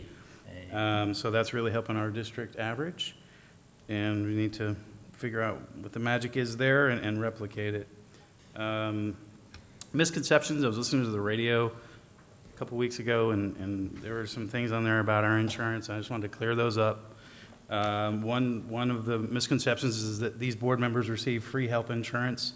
That is not the case. We do not. We pay for it, and we have the very same inadequate health insurance that every employee has. So we do not receive some sort of golden parachute health insurance. While I believe the statement was that we're charging teachers an additional $300.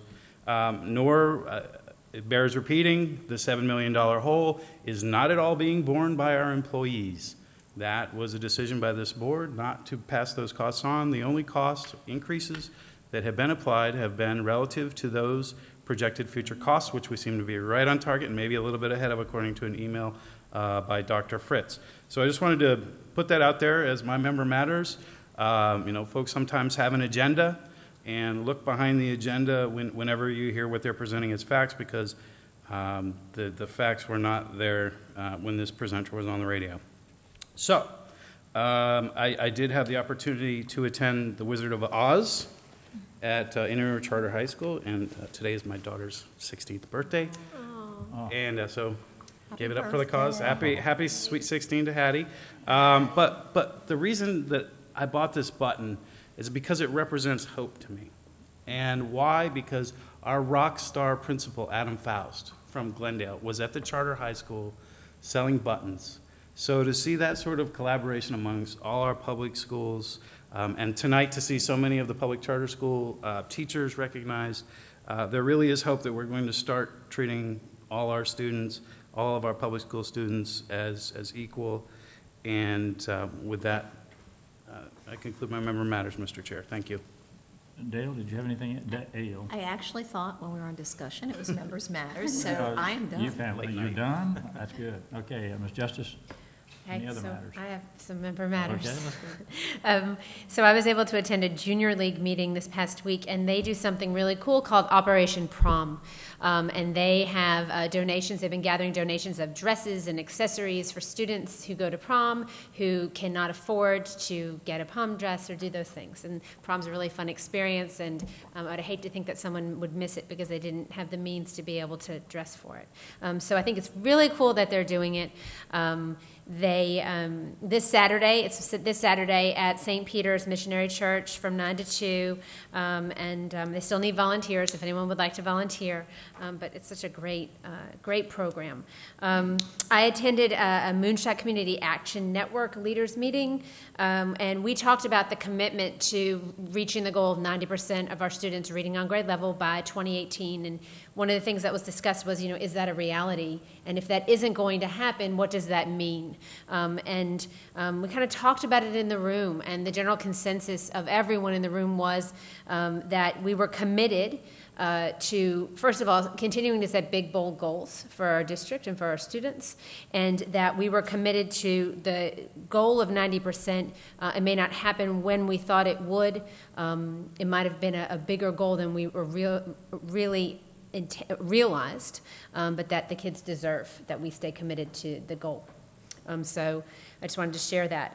I attended Dodgertown Tunnel of Hope. Mrs. Zork did as well. Love Tunnel of Hope. Every child, no exception. I am proud to call myself a treasure hunter now. It's really fun. I love to see the kids and give them high fives and tell them that we value them and that we believe in them. If you've never come to a Tunnel of Hope, please come. Very fun. I attended a mental health forum, and that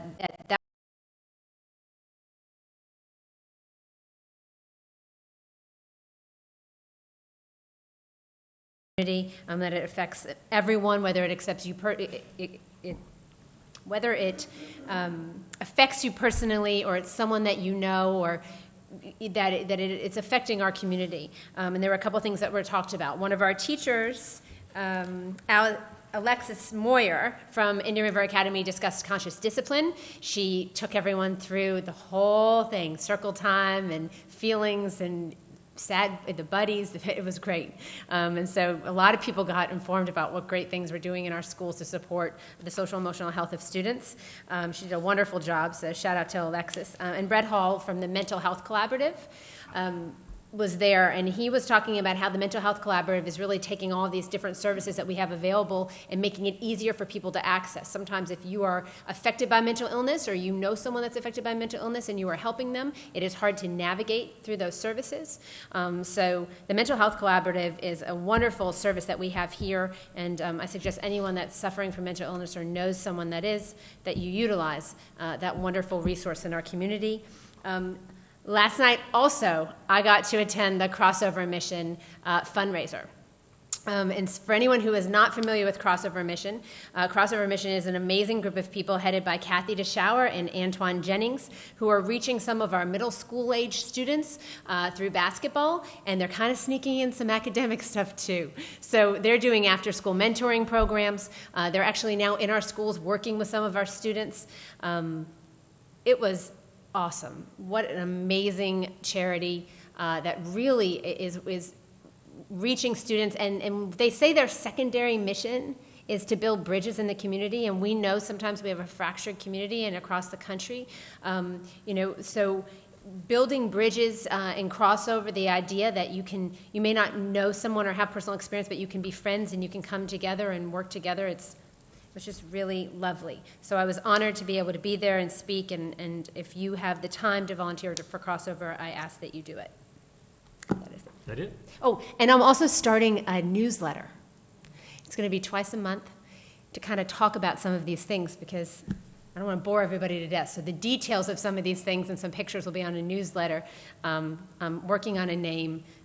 My children don't like the name, so it's still in progress. Are you sure? Yeah, now I'm done. Okay. Thank you, sir. Thank you. As, well, Mrs. Zork might actually bring it up, but, I'll wait till Mrs. Zork, because it is legislative. All right, anyway, here's, last week I went up for the Fewer Better Tests press conference, and while I was up there, I took the time to meet with some people, and it seems as though one of our three areas, which is using school-wide averaged, is well-positioned this session. So we have a good House. The House is rock solid. The Senate, that may be one of the bills that Senator Mayfield is asking for feedback on, but it is well positioned within the Senate. There is a dedicated group of school board members from around the state who have added this to their legislative agenda, and they will be working hard to see it through, because it is a tremendous strain on time and resources for the district. It is a miracle that you pull it off every year. Kudos to the staff. Let's make it easier and go with the school-wide average. And I feel that that's well positioned. So we are winning on at least one of our agenda items. And the average is class size average? School-wide instead of using the class. But it's for class. Yeah. Correct. Yeah. The classroom amendment utilizing, and there again, we'll see if any groups emerge to sue it, because it's a constitutional amendment. However, starting next week, I believe they're going to be announcing the Constitutional Committee. So the Constitution is being reopened, as it is in Florida every 20 years. We have some great friends already on there, and we suspect we're going to have some great friends nominated by the House and the governor. So that's the update for the few appointments I was able to make. Okay. Laura. Well, like Ms. Simchek, I had already started talking about my items, but I am on the Positive Behavior and Code of Conduct Committee. I was on it last year. I was asked last year because I was County Council PTA President. This year I wanted to be on it because I just want to be more informed in this. Like you had said, it's a very talked about subject among our teachers. So I would just recommend any of our school board members to read through it currently, and if you have any ideas or suggestions of what you'd like to see changed, to send those suggestions on to Dr. Martinez so that we don't bring it, she doesn't bring it here, and that night we vote on it. To go ahead and put your input now is what I would just recommend. I am working with a group over at Sebastian River High School, and it's called the Chum Bucket. And what the Chum Bucket does is they provide meals to at risk to be homeless teenagers, and so they are always in need of protein, canned tuna fish, beef jerky, anything that is healthy that doesn't need to be cooked. They're always in need of that. They have 96 students that they serve. They give a box weekly of protein and protein bars and things like that. Something else that they're also in need of is deodorant and hygiene items. So if you have any items that you collect when you go out to the hotels, we are, I am working with them to try to get some of those donations sent over to them. They're really looking for the donations to be brought in by spring break, especially the food, because the students aren't in school for one whole week, where they're not getting the meals that they need, so they're trying to give them double the amount the week before spring break. So I would just encourage anyone and everyone to drop off some products to the main office over at Sebastian River High School. That's it. They take cash too, right? Actually, they prefer not to have cash. They prefer to have the product. Because they don't have 501c3 status, as I recall, right? Actually, it was transitioned this year to be set up through the Sebastian River High School PTSA so that they can receive those. But they do prefer the actual products. Okay, school board matters are over. Information agenda, no items. Superintendent's closing. I have nothing to share with the board. That was We have easy. already covered. Okay, all right. This meeting is adjourned.